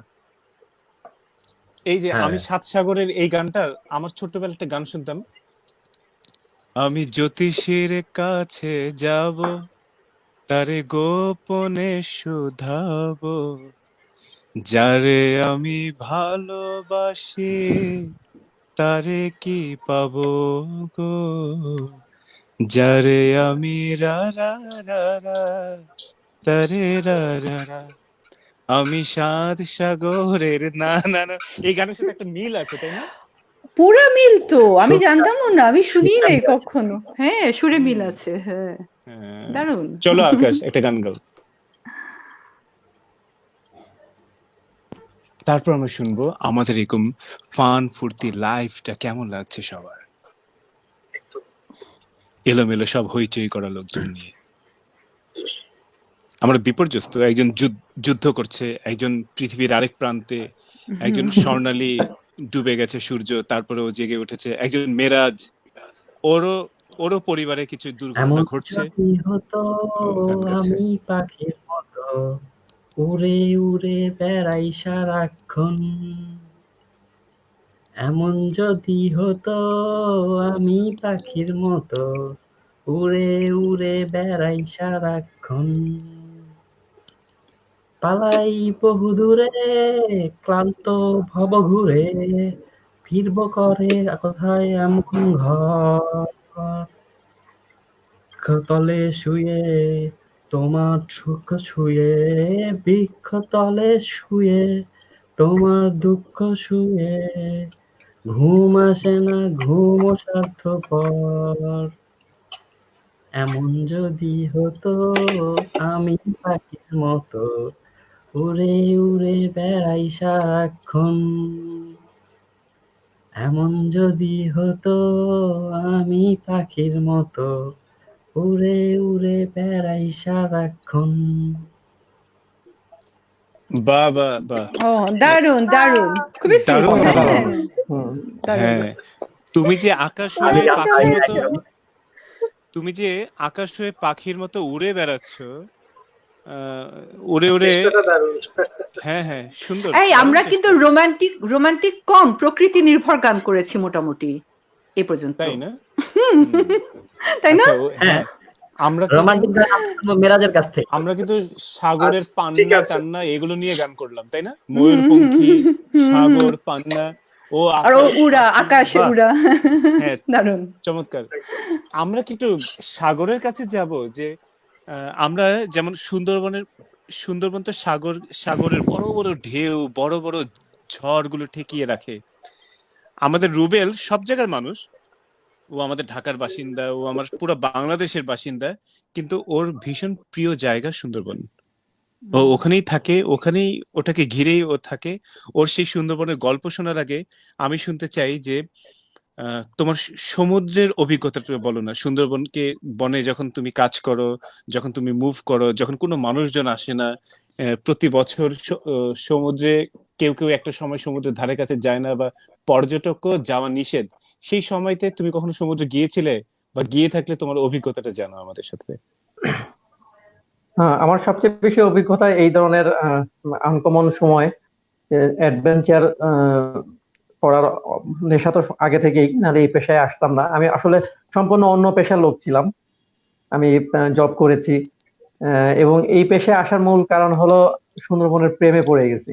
আমি ফার্স্ট সুন্দরবন আসি কিন্তু তোমাদের মতো, তুমি যেভাবে গিয়েছিলে বেড়ানোর জন্য, আমি বেড়ানোর জন্য যেহেতু বাড়ি খুলনায়, বড় হয়েছি ঢাকায় গাজীপুরে, তো সবকিছু মিলে ঠিক আছে সুন্দরবন কিন্তু আমার প্রেম, এটা সত্য। আচ্ছা আর সুন্দরবনে আমি এই যে আমার যে সিজনটা পার করে আসলাম, এই সিজনে আমি ট্যুর করে কখনোই মনের তৃপ্তিটা পাই না। আমার আমার সিজন শুরু হবে হয়তো হলো ঈদের পর থেকে, কিন্তু আল্লাহ তাআলা ভাগ্যে কি রাখছে আমি জানি না। এই টাইমে কিছু ফরেনার আসে, সামারে কিছু ফরেনার আসে, এবং এরা স্টিম লেভেলের ট্রেকিং করতে পছন্দ করে। আমি অনেকবার আমি গতবার বুলবুল ঝড়ের সময় কিন্তু সুন্দরবনের ভিতরে ছিলাম। তো এরকম অভিজ্ঞতা আমার অনেক আছে। আমি বলো তো। সুন্দরবন সাগরকে তুমি তুমি যেমন হ্যাঁ শান্ত দেখেছো, ঠিক আছে, নদী সাগরকে যেমন শান্ত দেখেছো, এর আরেকটা চেহারা আছে, যেটা ভয়ঙ্কর চেহারা, তবে সুন্দর, ভয়ঙ্কর সুন্দর। তো আমি সুন্দরবনের কথা কোথাও আমি লেখলে আমি কিন্তু এই শব্দটা ব্যবহার করি, সুন্দরবন হলো ভয়ঙ্কর সুন্দর। যে কোনো, হ্যাঁ। তো আমি সুন্দরবনে ওইভাবে ঝড়ের সময় থাকিনি। আমি একটা সময়, একটা বকখালি নামে একটা জায়গা আছে ওই পাশে, হ্যাঁ, সুন্দরবন বরাবরই ওই পাশে, ইন্ডিয়ার ওই দিকে। তো আমরা হুম, একদিন ঝড়ের ভেতরে, কলকাতাতে অনেক ঝড় হচ্ছে, ঠিক আছে, আমরা কিছু ফ্রেন্ডরা মিলে আমরা বকখালি চলে গেলাম। তো বকখালি চলে গিয়ে কি যে ঝড়, যে বাড়িতে ছিলাম সমুদ্র ঘেঁষা, ওই বাড়ির ছাদে পর্যন্ত ঢেউ উঠে আসে, মানে এমন একটা জায়গায় ছিলাম। তো ওই আমার একটা অভিজ্ঞতা বকখালি। তো এই তো, বলো না সমুদ্রের একটা আরো ভয়ঙ্করটা তুমি আমাকে বলো, আমাদের জানো যে কি তো ভয়ঙ্কর তুমি দেখেছো সমুদ্রে। উম, আমি গত বছর যেই প্রবলেমটা পড়েছিলাম ঝড়ের মধ্যে, তো সেইখানে সুন্দরবন নর্মালি সবসময় নিরাপদ, ঝড়েও নিরাপদ, কারণ অনেক বেশি ক্যানেল আছে। সুন্দরবনের নদীগুলো হলো উত্তর দিক থেকে দক্ষিণ দিকে প্রবাহিত, আর ঝড়গুলো হ্যাঁ সবসময় দক্ষিণ থেকে আসে। কিন্তু ইন্টারেস্টিং ব্যাপার হলো খালগুলো ম্যাক্সিমাম হলো পূর্ব পশ্চিমে প্রবাহিত। তো তুমি যদি একটা খাল বেছে নিতে পারো এবং তোমার শিপটাকে যদি খালে খালে যদি নিয়ে যেতে পারো, তো দুই সাইড থেকে যে গাছগুলো আছে এটা তোমাকে হ্যাঁ। প্রোটেক্ট করবে, বড় বড় ঝড়েও ঠিক আছে বাহ ওইখানে নিরাপদ। বাট বাট বাহ। আমি গত বছর না, ঠিক আছে, 18 সালে সম্ভবত সেপ্টেম্বরে আমি একটা ঝড়ে পড়ি। সেই ঝড়ে আমি বড় নদীতে ছিলাম। হ্যাঁ, তো এটা দুধমুখী নদী বলি আমরা। এটা প্রায় 1.5 কিলোমিটার এপাশ ওপাশ। তো আশেপাশে আমি সাধারণত রাতে কিন্তু ঘুমাই না, শিপগুলো কিন্তু রাতেই মুভ করে, তুমি তো দেখছোই। ঠিক আছে, হ্যাঁ দিনে তো স্পট দেখাই, রাতে আমি ঘুমাই না, কারণ আমার একটা সবসময় টেনশন কাজ করে যে যতক্ষণ পর্যন্ত অ্যাঙ্করে না যাই, ঠিক আছে, ততক্ষণ পর্যন্ত আমি ঘুমাই না। তো তোমাকে ঝড়টা দেখেছি তো। এত হঠাৎ করে উঠলো যে আমার আশেপাশে জিপিএস সিস্টেমটা আমি চালু করে দেখলাম যে কোনো ক্যানেল নেই। বাট আচ্ছা আমাদের যে মাস্টার, সে একটা মজার ঘটনা ঘটালো। আমি তখন ভেবে নিলাম যে আমার গেস্ট গুলো কান্না করে, বাচ্চা ছিল, বেবি ছিল, ফিমেল ছিল, কান্নাকাটি শুরু করে দিল। তো আমি এই সব পর্যায়ে খুব স্ট্রিক্টলি ঠিক আছে ডিল করি। আমি সবাইকে খুব কঠোরভাবে রুমে পাঠিয়ে দিলাম। উপরে থাকলে ঠিক আছে আরো অ্যাক্সিডেন্টটা, মানে যদি তুমি জানো যে শিপের যে কোনো এক সাইডে যদি মানুষ বেশি হয়ে যায়, তো ব্যালেন্সের হ্যাঁ সমস্যা হয়। আমি সবাইকে রুমে পাঠিয়ে দিলাম, দেওয়ার পরে আমি মাস্টারের কাছে বসা। মাস্টার সাহেব একটা মজার কাজ করলো। সে দেখলো যে বাতাসটা কোন দিকে, তার ঠিক উল্টো দিকে, মানে বাতাস বরাবর সে শিপটাকে ধরে রাখলো। কোথায় যাবে সেটা দেখা দরকার নেই। আচ্ছা আমার বললো যে আমাকে আমাকে আমি তাকে মামা ডাকি, ঠিক আছে, কেউ আমাকে মামা ডাকে, ওই যে, মামা আপনি খালি চুপ করে বসে, কিচ্ছু হবে না, যতক্ষণ পর্যন্ত ঝড়ের সোজা আমি রাখতে পারবো। আর্নি বলে, মানে শিপের যে প্রথম অংশটা, মাথাটা, তাকে আর্নি বলে ওদের ভাষায়। আর্নিটাকে ঝড়ের দিকে রাখতে পারবো, আমাদের কিছু হবে না। আমি বলছি, জঙ্গলে উঠে যাবো তো। সে বলতেছে তখন আমি জঙ্গলে উঠতেই চাই। তো ঠিক ঠিক ওই বরাবর সে চালু করে, ঠিক আছে, সরাসরি মোটামুটি একটু স্লো চালায়, ঠিক আছে, জঙ্গলে জঙ্গলে উঠাই দিল, আর্নিটার মেরে দিল, দিয়ে ফুল স্পিড এসে ইঞ্জিন ছেড়ে দিল। তার মানে মাথাটা আর্নিটা কাদার একদম মধ্যে ঢুকে উঠে গেছে। উঠে গেল, কাদের হ্যাঁ, ভেতরে ঢুকে গেল। হ্যাঁ কাদার মধ্যে ঢুকে গেছে। আর পিছন সাইডে শুধু বাতাসে বাড়ি খাচ্ছে, কিন্তু শিপটা কিন্তু স্টার্ট চালু, সামনে ঢাকাচ্ছে। মানে এত একটা ভালো বুদ্ধি করলো যে হ্যাঁ। আমরা ঠিক আছে সম্পূর্ণ নিরাপদ থাকলাম, রুলিংটা বন্ধ হয়ে গেল, মানে দোলাটা বন্ধ হয়ে গেল, শুধুমাত্র শিপটা একবার ডানে যাচ্ছিল একবার বামে যাচ্ছিল, পিছন অংশটা, সামনের অংশটা তো নড়ার কোনো সুযোগ নেই। ঠিক হুম, আছে, এইভাবে থাকলাম। আর আমাদের যেটা সমস্যা ছিল প্রায় 2 ঘন্টা এরকম ছিল, আমাদের ফুয়েলে সমস্যা হয়ে গেছিল। তো আমরা নিরাপদেই ছিলাম। এবং সুন্দরবনের সবচেয়ে ভালো লাগে আমার যারা বনজীবী, বা আমরা তো হুম, বনজীবী, আমরা ট্যুরিজমে কাজ হ্যাঁ, করি, তারাও বনজীবী, খুব হুম, হেল্পফুল। মাছের মানে ট্রলারের হেল্প নেওয়া লাগছে আমাদের। মাছের ট্রলার চলে আসলো একটু, আচ্ছা। মানে যখনই ঝড় কমলো, কোথা থেকে যে এতগুলো মাছের ট্রলার আসলো আমরা নিজেরাও জানি না। তারা এসে আমরা সবাই আমাদের আমরা হেল্পের যে জন্য মাঝে মাঝে ব্যস্ত। ভাবি যে সুন্দরবনে বোধহয় আমরা কোনো বিপদে পড়লে বোধহয় ওই বনদস্যু এরা চলে আসবে, এরকম কিছু ঘটে না নাকি? না, বনদস্যুদের ব্যাপারটা একদমই ঘটে না। কারণ বনদস্যুরা এই সুন্দরবনে যারা বনদস্যু ছিল, এখন তো খুব কম, তারা হুম, কখনো আমাদের পর্যায়ে লোকদের হামলা করার সাহস পায়নি। এদের সন্ত্রাসটা একটু নিচু পর্যায়ে, লোয়ার আচ্ছা। লেভেলের। আমাদের হুম, লেভেলে অ্যাটাক করার মতো ক্ষমতা বা অ্যাবিলিটি এদের নাই। এরা জেলে জেলেদের পর্যন্তই ঠিক আছে এরা সীমাবদ্ধ। ঠিক আচ্ছা। আছে, হ্যাঁ, এই দরিদ্র মানুষদের নিয়ে এরা অত্যাচারটা করছে। আর এখন বনদস্যু নাই বললেই চলে, অনেক হুম, কমে গেছে। এই প্রশাসন এই ব্যাপারে খুব স্ট্রিক্ট, অনেকে আত্মসমর্পণ করেছে, অনেকে মেরে ফেলছে। যাই হুম, হোক, হুম, ঠিক আছে, বনদস্যু থেকে আমরা ট্যুরিজম সেক্টরটা সবসময় নিরাপদ ছিল। আর হুম, সেকেন্ড ব্যাপার হলো, আমাদের খুলনায় তো লোকাল ছাড়া কাউকে পারমিশন দেয় না এখন আর সুন্দরবনে। তো হুম। এদেরও একটা অবদান আছে বনদস্যুদের। একটা একটা আনঅফিসিয়ালি কথা হলো, কোনো না কোনো সাপোর্ট ছাড়া তো বনদস্যুরা দস্যুপনা করতে পারে নাই তখন। সেটাই, ঠিক আছে, সেই তো সাপোর্টটা এখন আর হ্যাঁ, দুর্বল না, তাদের জায়গায় দুর্বল বোধহয় হয়ে বুঝতে গেছে, হ্যাঁ, পেরেছে। তাদের জায়গায় আর হ্যাঁ। জি, এটা হুম, এই দিক থেকে আমরা নিরাপদ ছিলাম। তো ওই ঝড়ের মধ্যে ওইটা ছিল আমার সবচেয়ে ঘটনা। হ্যাঁ, আর চমৎকার এরকম ঘটনা। ছোটখাটো আরো হ্যাঁ, আছে। আর এগুলো আর আমার আমাদের আমার জন্য একটা এইগুলো অভিজ্ঞতার বিষয়। এইগুলো আসলে আমার শিহরণ লাগে না, আমার শিহরণ লাগে আমি যখন বাঘের অনুভূতি পাই। হ্যাঁ, আমি আচ্ছা। 4 বার বাঘ দেখেছি নিজে। তার মধ্যে 3 বার হুম, একদম ফিজিক্যালি দেখেছি, সামনাসামনি মুখোমুখি, আর একবার দেখেছি শিপ থেকে। তো আচ্ছা। এই প্রত্যেকবারই স্বর্ণা কি আচ্ছা, কখনো বাঘ কোনো দেখেছো? প্রবলেম হয়নি? না না না, এটা আমি ওটাই জিজ্ঞেস করতে বলবে, চাচ্ছি, তো কোনো সমস্যা হয়নি? ওটাই বলবে। হ্যাঁ, না, মানুষের আমাদের একটা আমি কথা, চিড়িয়াখানায় দেখেছি, মরিয়ম, সরাসরি হ্যাঁ, এখানে। আপনি কখনো বাঘ দেখেছেন সামনাসামনি? সামনে? না না না না, খাঁচা আমরা ছাড়া? এখানে, না না না, এখানে হরিণ টরিণ দেখেছি শহরের মধ্যে একদম। ওই কথা থাক, এই আগে শুনি যে সে এখন বলে বাঘ বের হ্যাঁ, হয়ে এসছে এমনিও। হ্যাঁ। সেদিন দেখলাম তো একটা নিউজ। সুন্দরবনে রুবেল হুম, যে সামনাসামনি বাঘ দেখলো, এটা হ্যাঁ গল্প বলবে রুবেল। বলো তো হ্যাঁ হ্যাঁ রুবেল, আমরা শুনি। আমি দুঃখিত তো সকলকে, আমার লোডশেডিং এর জন্য চলে গিয়েছিলাম। ঠিক আছে, ঠিক আছে। ও তো আমি শেখের টেকের গল্পটাই করব। হুম, তো হুম। শেখের টেকে শুভ তোমার পরিচিত একজন ছিল, অনেকেই ছিল তোমার পরিচিত, লিটু ভাই হ্যাঁ, ছিল আমাদের। ওই ট্যুরে আচ্ছা। আমার লিটু ভাই ছিলেন। হুম, হুম, তারপরে আরো ছিলেন হলো ফুয়াদ ভাই ছিলেন। ফুয়াদ ভাইকে উনি রেলে ছিলেন, হুম, এখন আছে বোধহয়। ফুয়াদ ভাইকে ফটোগ্রাফার উনি। তারপরে আমাদের ডাক্তার নাজমুল ভাই ছিলেন, সবাই হুম, ফটোগ্রাফার। হ্যাঁ, নাজমুল বাহ। ডাক্তার নাজমুল ভাই, হ্যাঁ, উনি তবে ছিলেন। চলো আজকে তো বাঘের গল্পটা শুনি তোমার থেকে, সবাই তো ওই শুনি। গল্পটাই, সেক্ষেত্রে কেমন একটা জায়গায়, এটা খুলনা রেঞ্জের, সুন্দরবনের খুলনা রেঞ্জের প্রায় 350-400 বছর আগে এখানে একটা মন্দির মন্দির তৈরি হয়।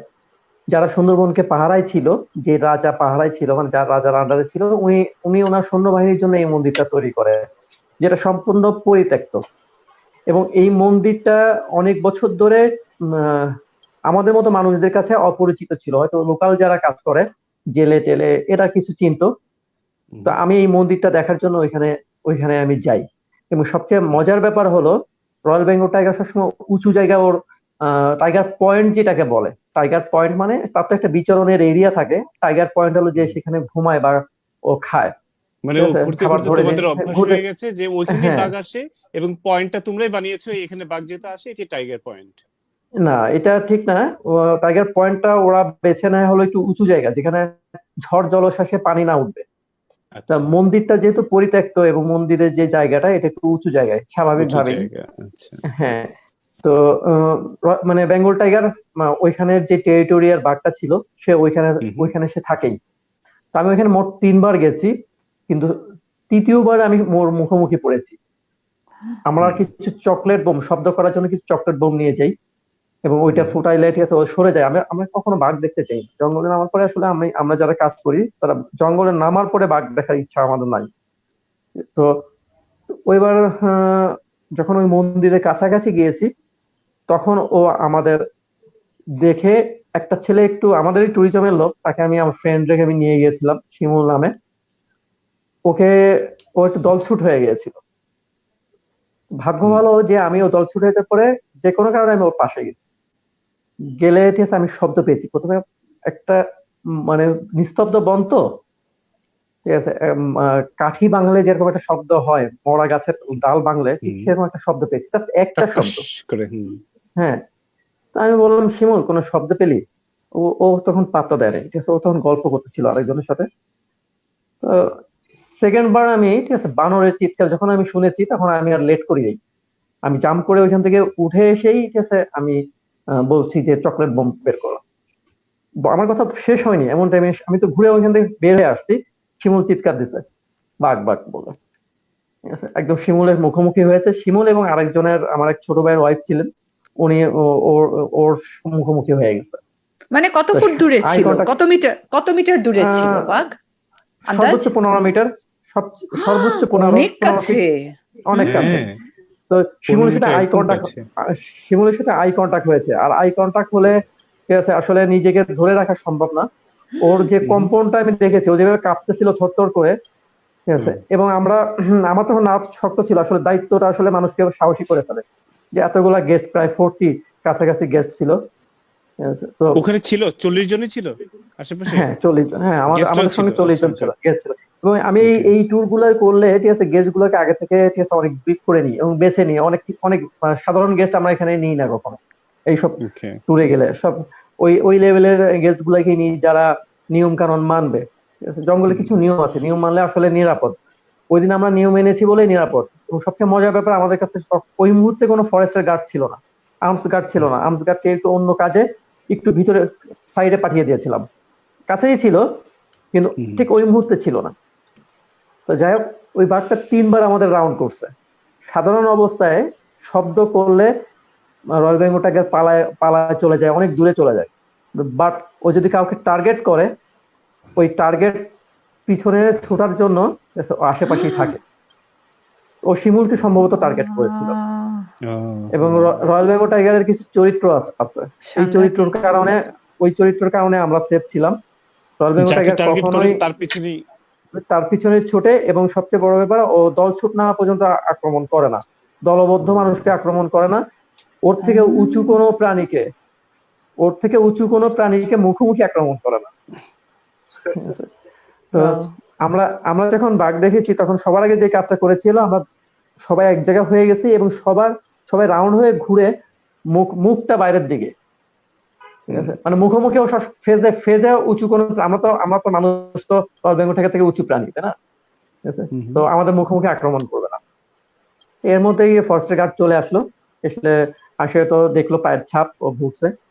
তো আমরা যখন খালের কাছে চলে এসে ট্রলারে উঠবো, লিঠু ভাইয়ের কথাটা আমি ফার্স্টে বলছি এই কারণে, লিঠু ভাই ট্রলারেই ছিল, ওনার কাছে ক্যামেরা ছিল, উনি ছবি তোলার জন্য ট্রলারে বসেছে। আমি জঙ্গলে নেবো না, কারণ জঙ্গলের ডেনসিটি অনেক বেশি, ওনার যে ক্যামেরা ছিল ছবি তুলতে পারবে না। তো ওনার বাঘ দেখা বা মন্দির দেখার কোনো আগ্রহ ছিল না, ভালো ছবি তুল।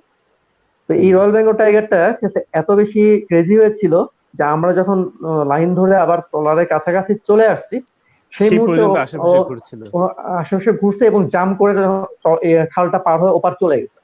যখন দেখছে আমরা ট্রলারে উঠে যাচ্ছি, যখন জাম্প করছে, ঠিক সেই সময় ছবিটা আমাদের লিটু ভাই তুলেছে। ভাগ্যবান মানুষ, হ্যাঁ, একমাত্র ওইখানে ফুয়াদ ভাইও ছিল। আমি যে কজনের নাম ফার্স্টে বলেছি এরা সবাই ট্রলারে ছিল, ঠিক আছে। হ্যাঁ, ফুয়াদ ভাই কেউ ছবি পাই নাই। হ্যাঁ, লিটু ভাই দেখাবে ইনশাআল্লাহ। চিন্তা করো সবাই যে এত সুন্দর একটা বাঘের অভিজ্ঞতা শোনালো রুবেল ভাই। তো রুবেলরা যদি সেই অভিজ্ঞতার ছবিটা যদি আমাদের দেখায়, তাহলে আমাদের মনে হবে না যে পরিপূর্ণ হলো এই গল্পটা? হ্যাঁ, আমরা তো প্রায় দৃশ্যত ওখানে চলেই যাচ্ছিলাম, একদম দৃশ্যতে চলেই যাচ্ছিলাম। তুমি যে নদীতে উঠলে, বোটে উঠলে, আর পাশে যে বাঘটা ঝাঁপ দিল আর লিটু ভাই যে ছবি তুললো, সেগুলো আমরা দেখছিলাম। মানে পুরো একদম। পোয়েটিক ট্রাভেল বলে না, পোয়েটিক ট্রাভেলটা ভাই, মানে হয়ে যাচ্ছে পূর্ণ। আমরা এর মাঝে দেখতে পারবো? আপনার কাছে হ্যাঁ, কি আমি আছে আমি ছবিটা? আমি শুনতে পাইনি। না, লিটু ভাই ছবিটা আমাকে দেখাইছে, আমাকে দেয় নাই। ফটোগ্রাফাররা তো একটু ছবি নিজের কাছে রাখতে পছন্দ করে, এই ধরনের বিরল ছবি। তো লিটু ভাই বলছে, তাহলে কথা ওইটা দিয়েছে আমরা আমাকে আমাকে আমাকে দিবে। কালেকশন আচ্ছা, করে যেদিন এই ছবি দেখা হবে সেদিন এই হুম, ছবি হুম। দেখা নিয়ে একটা লাইভ করবো আমরা। এবং আমাদের আমরা সাথে আরো দর্শকদেরকে আজকের ও বন্ধুরা ভালো যারা তো, আছে সবাইকে হ্যাঁ। যে আমরা দর্শকদেরকেও এই ছবিটা হতে দেখার পারে। সুযোগ করে দিব। হ্যাঁ। আচ্ছা, এমন কখনো হয়েছে যে তোমরা বাঘের এরকম অভিজ্ঞতার সম্মুখীনে আছো, অথবা তোমার পরিচিত কেউ, খুব কাছের কেউ, যে বাঘের আঁচড় থেকে বেঁচে আসছে, অথবা বাঘের সাথে লড়াই করে বাঁচছে, এরকম কিছু আছে কি? না, এটা আমার ট্যুরিজমের সেক্টরে নাই, একদমই নাই। আচ্ছা, কিন্তু কারণ আমরা যেসব এরিয়া, সুন্দরবনে এর আগে বোধহয় একটা সুন্দরবনে গল্প আছে। শুনেছিলাম। হ্যাঁ, হ্যাঁ, সুন্দরবনের ভিতরে গল্প সুন্দরবনে আছে। শুনেছিলাম, উম, প্রায় সবচেয়ে জেলেদের আপনার সাথেও। ইলেকট্রিসিটি চলে আসছে। তোমাদের একটা খুশি খবর দিয়ে, আমার এখানে ইলেকট্রিসিটি চলে আসছে। ইলেকট্রিসিটি চলে আসছে। বাহ, খুবই ভালো। বাহ, বাহ, বাহ, বাহ, বাহ। ভালো। হ্যাঁ, ঠিক একদম আছে। তোমাকে মনে হচ্ছে এখন ক্রোমা কি করে সামনে বসে আছো, পেছনে যে কোনো ব্যাকগ্রাউন্ড দিলে সেটাই হয়ে যাবে। হুম। তো মানে আমাদের ফটো এডিটিং, ভিডিও এডিটিং এর ভাষায় একটা ক্রোমার একটা বিষয় আছে। আমরা করি কি, এই সবুজ কালার আমরা অনেকে পড়ি না, সবুজ কালারটা অনেকে স্কিপ করে দেয়, দ্যাটস ওয়াই পেছনে সবুজ একটা ব্যাকগ্রাউন্ড রেখে ওই যে গ্রিন আমরা স্ক্রিন, যখন গ্রিন স্ক্রিন বলে গ্রিন যে, স্ক্রিন, হ্যাঁ, হ্যাঁ, ওটাই ফিল্মেও তো, করে ওটাই তো, আজকে হ্যাঁ। ওটাই আজকে রুবেল করে আছে। একদম রুবেলকে এখন ম্যাচিং হয়ে উড়িয়ে গেছে। দিয়ে সুপারম্যান বানিয়ে দিব। রুবেলের গল্প যা শুনছি মনে হচ্ছে একদম সুপারম্যানের মতো গল্প। তো এই অভিজ্ঞতার আরো রুবেলের অভিজ্ঞতা শুনবো, এবং রুবেল আমাদেরকে বলবে যে আমরা যদি কখনো, দেখো, তোমাদের একটা সিজন থাকে সুন্দরবনে যাবার, সুন্দরবনের ভেতর দিয়ে ঢুকে আমরা সমুদ্র দেখব, এরকম একটা বোধহয় সিজন থাকে। অন্য সিজনে তোমরা আমাদেরকে নেবে না, কিন্তু আমরা যারা দেশের বাইরে থাকি, আমরা যারা দেশে থাকি, আমরা যারা নানান কাজে থাকি, আমরা যারা সুযোগ পাই না, আমরা হঠাৎ করে দেখা গেল যে এই সপ্তাহে সুযোগ পেলাম, এই 7 দিন আমাদের হাতে আছে, এখন যদি কোনোভাবে যাওয়া যায়, এরকম 5-7 জনের যদি টিম হয়, ওরকম অফ টাইমে কি তোমরা নিয়ে যেতে পারবে আমাদেরকে? হ্যাঁ, ওরকম সুযোগ আছে কি? সুন্দরবনের ব্যাপারে একটা ভুল ধারণা আছে যে রেইনি সিজনে মনে হয় সুন্দরবন যাওয়া যায় না। ব্যাপারটা একটা সম্পূর্ণ ভুল। রেইনি আমরা ইচ্ছে করলে, ঠিক আছে, আসলে তুমি তুমি যে ব্যাপারগুলো দেখতে চাচ্ছ, ঠিক আছে, ফটোগ্রাফাররা যেগুলো দেখতে যাচ্ছে, যেসব জায়গাগুলা ভালো কিছু ছবির লোকেশন, প্রাকৃতিক কিছু সিন, এইগুলো আসলে 12 মাসেই দেখানো সম্ভব। আমরা কিছু তখন কি আমাদের ফুয়েলটা বেশি লাগে, আমাদের শিপের ফুয়েলটা বেশি লাগে। আমরা তখন বড় নদীগুলো বাদ দিয়ে আমরা ক্যানেল গুলো ব্যবহার করি, ছোট Okay. নদী ক্যানেল গুলো ব্যবহার করে আমরা কটকা, কচিখালি, তো সবই সমুদ্রের মোহনায়, এটা তো তুমি তো ভালো করেই জানো। হ্যাঁ, তো এইসব জায়গায় কিন্তু 12 মাস যাওয়া সম্ভব। আর কোনো সিগন্যাল আচ্ছা। থাকলে অবশ্যই 6-7 দিন আগেই জানা যায়। এবং মোটামুটি তখন আমাদের হাতে হ্যাঁ, যে, হ্যাঁ, আমাদের হাতে যে হ্যাঁ, খরচটা আমরা বাজেট ধরে রাখি, তার থেকে ভাববো যে ফুয়েলটা একটু বেশি যাবে, বাজেট একটু বাড়ালে আমরা যেতে পারবো। না, এখানে আবার একটা মজা আছে। ফুয়েল বেশি লাগতেছে, বাট বাজেট বাড়বে না, কারণ অফ সিজনে আবার শিপের ভাড়াটা কম নেয়, ওরা তখন অল্প প্রফিটেই শিপ দিয়ে দেয়, তো এভারেজ হয়ে যায় বাহ, ওটা। হ্যাঁ, বাহ, তাহলে তো তো ঠিকই আছে। ঠিক আছে, ওটা কোনো সমস্যা নেই।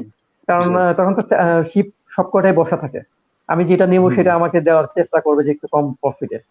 আর সিজনে তো সবার চাহিদা একটু বেশি থাকে, স্বাভাবিক। হ্যাঁ, আর এটা হলো বিষয়, ঠিক আছে। সবসময়ের জন্য যাওয়া যাবে, তবে গরমের ব্যাপারটা কনসিডার করতে হবে। নদীপথে সুন্দরবনে অনেক সময় গরম একটু বেশি পড়ে, একটু কম পড়ে, ঠিক আছে। এই ব্যাপারটা আসলে তো বাসায় যাদের এসি নাই, ঠিক আছে, তাদের তো গরম সহ্য করতে হবে। সামারে যদি সুন্দরবন যেতে হয়, ব্যাস এতটুকুই। আচ্ছা। আর সামারে এটাই, সুন্দরবন এই প্রশ্নগুলি ছিল, এই প্রশ্নগুলি ছিল আমাদের দর্শকের উদ্দেশ্যে, প্রশ্নগুলি ছিল, মানে তাদেরও প্রশ্ন ছিল, এটা তোমার মাধ্যমে আমরা সবাইকে জানিয়ে দিলাম। আচ্ছা, আর শোনো, হ্যাঁ, আমার আরেকটা কথা আছে তোমাদের জন্য, আমার একটা কথা আছে, আমি আমার ব্যাপারটা একটু ক্লিয়ার করি। আমার প্রফেশন ট্যুরিজম হলেও, ঠিক আছে, আমি কিন্তু এটা সবার জন্য ব্যবসায়িক ভাবে ট্যুরিজম করি না, আমার মনের জন্য করি। ঠিক আছে, আমি একদম আমরা জানি। এই পরিচয়টা আমার ফার্মটা আসলে আমি কোনো সময় ব্যবসায়িক ফার্ম হিসাবে আমি প্রতিষ্ঠিত করতে চাইনি বা করিও না। হ্যাঁ, তো তোমরা যখন যাবে তখন আমি নিজে যাব, আমি নিজেও তোমাদের মতো একজন। হ্যাঁ, তো এখানে একদম তাই। এখানে আমার ওই ব্যাপারটা, হিসাবটা থাকবে তো অন্যরকম। ঠিক আছে? একদম হ্যাঁ তাই। এটা আমি সবাইকে বলতে চেয়েছিলাম যে আমি বলতামও যে রুবেল কিন্তু এটা বিজনেস করছে না, রুবেল আমাদের ইনফরমেশন দিচ্ছে। আমরা যারা নিজেরা অনেক জায়গায় যেতে চাই, আমাদের আমাদের দেশে যাই না, এই শিক্ষাটা হয় কিনা ছোটবেলা থেকেই বাচ্চাদেরকে কিন্তু আহ, অনেক কিছু সারা পৃথিবীতেই বাচ্চাদেরকে ছোটবেলা থেকেই নানান রকম শিক্ষা দিয়ে থাকে। দেখা যায় একটা ছোট বাচ্চা এই পাথর থেকে আরেক পাথরে যাচ্ছে, এই পানিতে গলা পর্যন্ত যাওয়া পর্যন্ত মা ছুঁইছে না, যে দেখি তো ওরা একা একা করুক। তো সেইভাবে আমরা মনে করি যে প্রত্যেকটা মানুষই এই যে ট্রাভেল করবে, ট্যুর করবে, আকাশে উড়বে, পানিতে ডুববে, পাহাড়ে উঠবে, প্রত্যেকটা মানুষেরই এইসব অভিজ্ঞতা জানা দরকার। আমরা আমাদের দেশে এমন রাজার স্বভাব, আমিও সেই স্বভাবের একজন। তো আমরা দেখা যায় যে এরকমের জন্য কাউকে নির্ভর করি। তো আমার মতো যারা লোক আছে মানুষকে নির্ভর করে, সেই জন্য আমি তোমাকে বলতে চাচ্ছিলাম যে তোমার অভিজ্ঞতাটা আজকে জানাও যে রুবেল। শুভা, 30 সেকেন্ড সময় নেব আমি। অবশ্যই অবশ্যই। সবার আহ, আহ, এই এই লাইভের তুমি 30 মাধ্যমে সেকেন্ড। আমি সবাইকে বলবো, হ্যাঁ সবাইকে একটা একদম। তুমি কথা বলবো। সুন্দরবন বলো। যদি জীবনে একবার, দুটো মাসের কথা বলবো, দুটো মাসের। এক হলো অক্টোবরের কার্তিক মাসের পূর্ণিমা, কোজাগরি পূর্ণিমা। এই অক্টোবরে পূর্ণিমা, কোজাগরি যে পূর্ণিমাতে তুমি আমি গিয়েছিলে, আমি আমার সঙ্গে গিয়েছিলাম যেবার এবং গিয়েছিলাম, হ্যাঁ। পূর্ণিমা এই দেখেছিলাম। সারা পূর্ণিমাতে, রাত জেগে সূর্য যেমন হুম, বিকেলে ডুবতে দেখি, সেভাবে চাঁদকে আমরা রাতের মানে ভোরবেলা ডুবতে দেখেছিলাম। আচ্ছা এই লিটু ভাইয়া ছিল, পূর্ণিমাটা, আমরা সবাই মিলে জেগেছিলাম। হ্যাঁ, হ্যাঁ বলো। ঠিক আছে। এই অক্টোবরে এই পূর্ণিমাটা আমার খুব পছন্দ। সুন্দরবনে এই পূর্ণিমাটা সবাই আমন্ত্রণ রইলো, সুযোগ পেলে এই পূর্ণিমাটা সুন্দরবন সবাই দেখবেন একবার, অবশ্যই। লাইফটা সবাই শেষ অবশ্যই দিন দেখবে, পর্যন্ত কারণ হলে। অবশ্যই। অক্টোবর হলো আমার জন্ম মাস। হুম, আমার এই জন্ম মাস উপলক্ষে সারা বাংলাদেশের, সারা বিশ্বের যত বাঙালির প্রাণ আছে, যত আমার বন্ধু আছে, সবার ছুটি। এই ছুটিতে আমরা অবশ্যই কোজাগরি পূর্ণিমা দেখবো। আর একটা পূর্ণিমা, আছে ফাগুনে পূর্ণিমা, ফেব্রুয়ারিতে, ফেব্রুয়ারি ফেব্রুয়ারিতে। পূর্ণিমা। হ্যাঁ রাইট, এই দুইটা পূর্ণিমা আচ্ছা, অসম্ভব সুন্দর, তো সুন্দর চলে গেছে। সুন্দরবনটা। হুম, ফেব্রুয়ারি চলে চলে গেছে। গেছে। আচ্ছা হ্যাঁ শোনো না, আবার আসবে তোমরা নেক্সট কিন্তু ইয়ার। আচ্ছা, আমরা তোমরা রুবেল ভাইয়ের কাছে দেখতে আবার পেলে। যাব। ভাইয়া, হ্যাঁ রুবেল ভাইয়ের কাছে যাব। মেরাজ, তোর কারেন্ট আসছে? একটু আগে ছিল না হ্যাঁ, বোধহয়, না? মাত্র চলে আসলো কারেন্ট। আচ্ছা, তোমার দেখা আমাদের গেল যে প্রোগ্রামে আসলে সবার কারেন্ট চলে আসে। রুবেল সেই সুন্দরবন থেকে বিদ্যুৎ ছাড়া আমাদের সাথে ছিল। ওর চিন্তা ছিল বিদ্যুৎ আসবে কি আসবে না, সেখানে বিদ্যুৎ চলে আসলো। এবং সেই বিদ্যুৎটা দেখে মেরাজের বিদ্যুৎ আর চুপ করে রইলো না, সেটাও চলে আসছে। সেও চলে তো আসলো। যেহেতু চলে আসলো, তাহলে আম, আমাদের বন্ধু মরিয়ম কি বলেন, আমরা কি মেরাজের থেকে একটা গান শুনবো? হ্যাঁ অবশ্যই, এখানে প্রত্যেকেরই একবার হ্যাঁ, করে গান করতে অবশ্যই, হবে। ওকে। আচ্ছা অবশ্যই। মরিয়ম, একটা আচ্ছা, একটা তার আগে অনুরোধ আমি করবো একটু আপনাকে। বলি। হুম।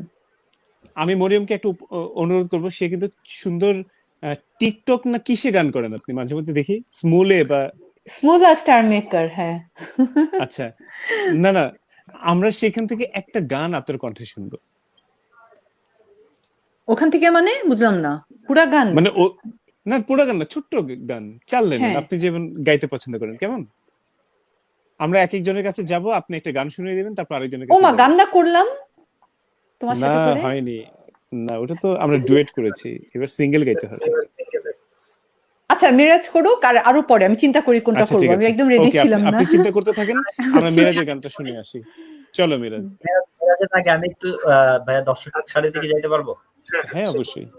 অবশ্যই। যাও মিরাজ, প্রস্তুতি নিন। আচ্ছা, মেরাজ একটু প্রস্তুতি নিক, তার আগে আমি একটু দর্শক সারি থেকে ঘুরে আসি। তো আমাদের সাথে আছে ইকরামুল ভাইয়া, উনি বলছে থ্যাংক ইউ ভাইয়া এত সুন্দর একটা প্রোগ্রাম করার জন্য। তারপরে আমাদের ধন্যবাদ সাথে ভাইয়া আছে আপনাকে। আফরোজা আপু।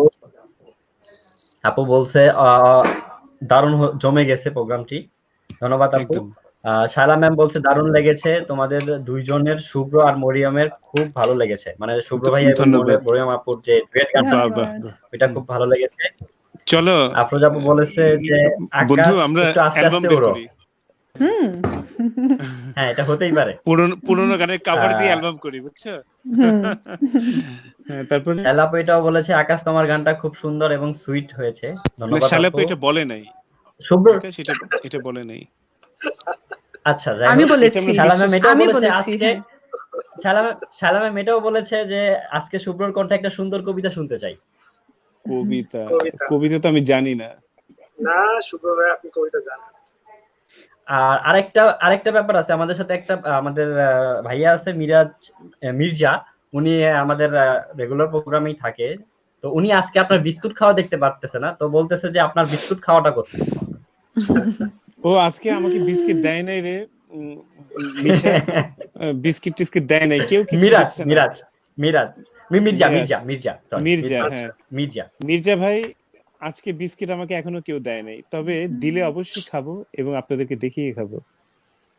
তো এখানে আমি একটু বলি, মিরাজের কাছে যাওয়ার আগে, এই ট্রাভেল নিয়ে আমাদের ডি ফটোগ্রাফে আমরা একটা ছোটখাটো একটা ট্রাভেলেরই করতেছি। তো আমরা ডি ফটোগ্রাফের ট্রাভেলে আমরা ছোট ছোট কিছু আমরা দেশের অনেক জায়গায় ঘুরে বেড়াবো, সাথে আমরা কিছু ছোট ছোট শর্ট ফিল্ম করব। সেখানে অবশ্যই আমাদের রুবেল ভাইকে লাগবে।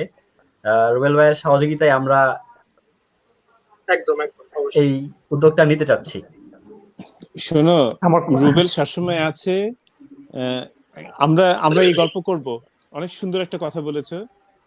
এটা আমাদের খুবই মানে একটা সুন্দর একটা প্রিপারেশন নিয়ে রেখেছি আমরা তো নানান জায়গায় ঘোরাফেরা করি।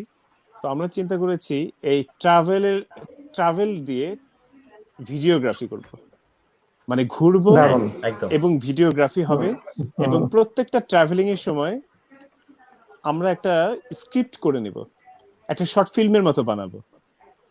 ভেতরে একটা ফিল্মও থাকবে, নিজেদের ভিতরে একটা গল্প থাকবে, তারপরে যেটা থাকবে একটা ডকুমেন্টারির মতো থাকবে।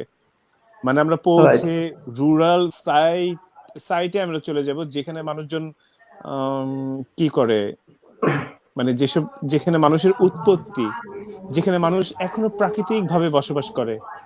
বাংলাদেশের কিছু কিছু জায়গায় মানুষ একদম যেতে চায় না, কিছু কিছু সমাজের ভিতরেও অসামাজিক কিছু মানুষজন আছে, অন্য ধরনের কিছু জিনিস আছে, অনেক ভয় ভীতি আছে, মানুষ মুভ করে না। ওসব জায়গায় গিয়ে আমরা কিছু কাজ করতে চাই। তো এতে পাহাড়, নদী, সমুদ্রের কিনার বা অনেক দারুণ দারুণ জায়গা আছে। আমরা বাংলাদেশটা তো, আমরা যারা পৃথিবী ঘুরি, যারা দেশ বিদেশে ঘুরে, তাদের কাছে বাংলাদেশ ছোট্ট একটা জায়গা, কিন্তু ছোট্ট হলেও এই জায়গায় অনেক বড় বড় কিছু আছে যা আমরা দেখতে পাই না। পৃথিবীতে অনেক বড় কিছু গড়ার আগে অনেক বড় বড় দুর্ঘটনা হয়, ছোট ছোট বিষয়গুলো আমরা স্কিপ করি বলেই। তাই আমি মনে করি এই ছোট ছোট জায়গাগুলো, ছোট ছোট বিষয়গুলো আমরা তুলে ধরবো, যেন বড় বড় বিষয়গুলো শোধরে যেতে পারে, বড় বড় বিষয়গুলো সুন্দর হতে পারে।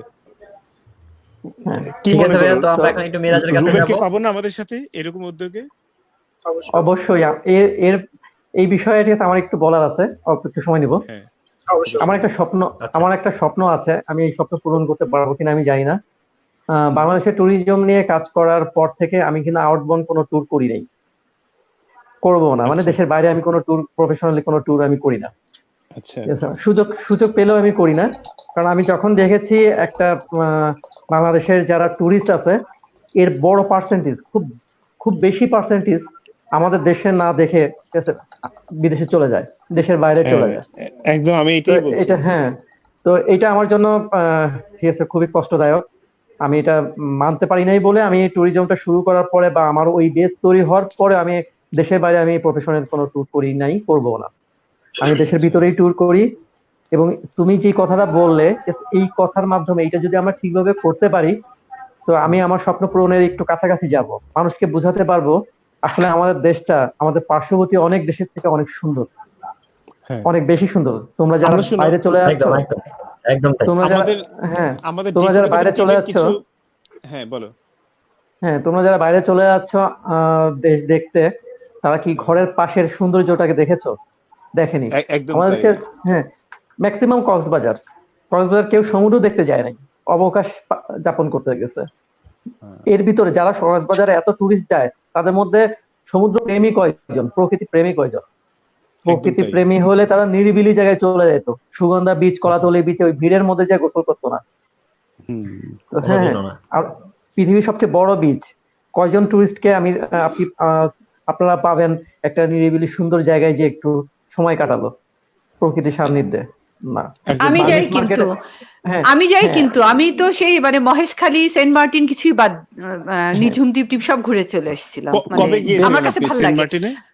আমি সেন্ট মার্টিনে অবশ্য আরো আগে এটা বলে লাভ আচ্ছা নেই, ওটা হবে ওই যে আমার হাজবেন্ড ওই যে ফার্মাসিস্ট, ওর মানে ওদের অফিস থেকে একবার এক এক জায়গায় হতো আর কি, সেমিনার করতো, আচ্ছা তো এটা 10 বছর আগে তো হবেই। হ্যাঁ, এখন আরো সুন্দর হয়েছে হয়তো অনেক কিছু, কিন্তু আমি তো প্রকৃতি তো ভালোবাসি। এই যে মডার্ন, তখন আরো সুন্দর হ্যাঁ ছিল, মডার্ন বিল্ডিং হলে লাভ নাই, ওগুলির চেয়ে আগে সুন্দর ছিল, অ্যামিউজমেন্ট আগে পার্ক সুন্দর আর ছিল। মডার্ন বিল্ডিং এর চেয়ে হ্যাঁ আগেই আমার ভালো লাগে হ্যাঁ, ফার্স্ট সেটি। First Sundarban, sorry Saint Martin আমি গিয়েছি 97-এ। তখন 97 তখন 97-এ আমি ফার্স্ট সুন্দরবন গেছি, বাসা থেকে পালাই গিয়েছি। আর সেটা লাস্ট অনেক কবে বড় গিয়েছেন? গত এই ডিসেম্বরের আগের ডিসেম্বরে।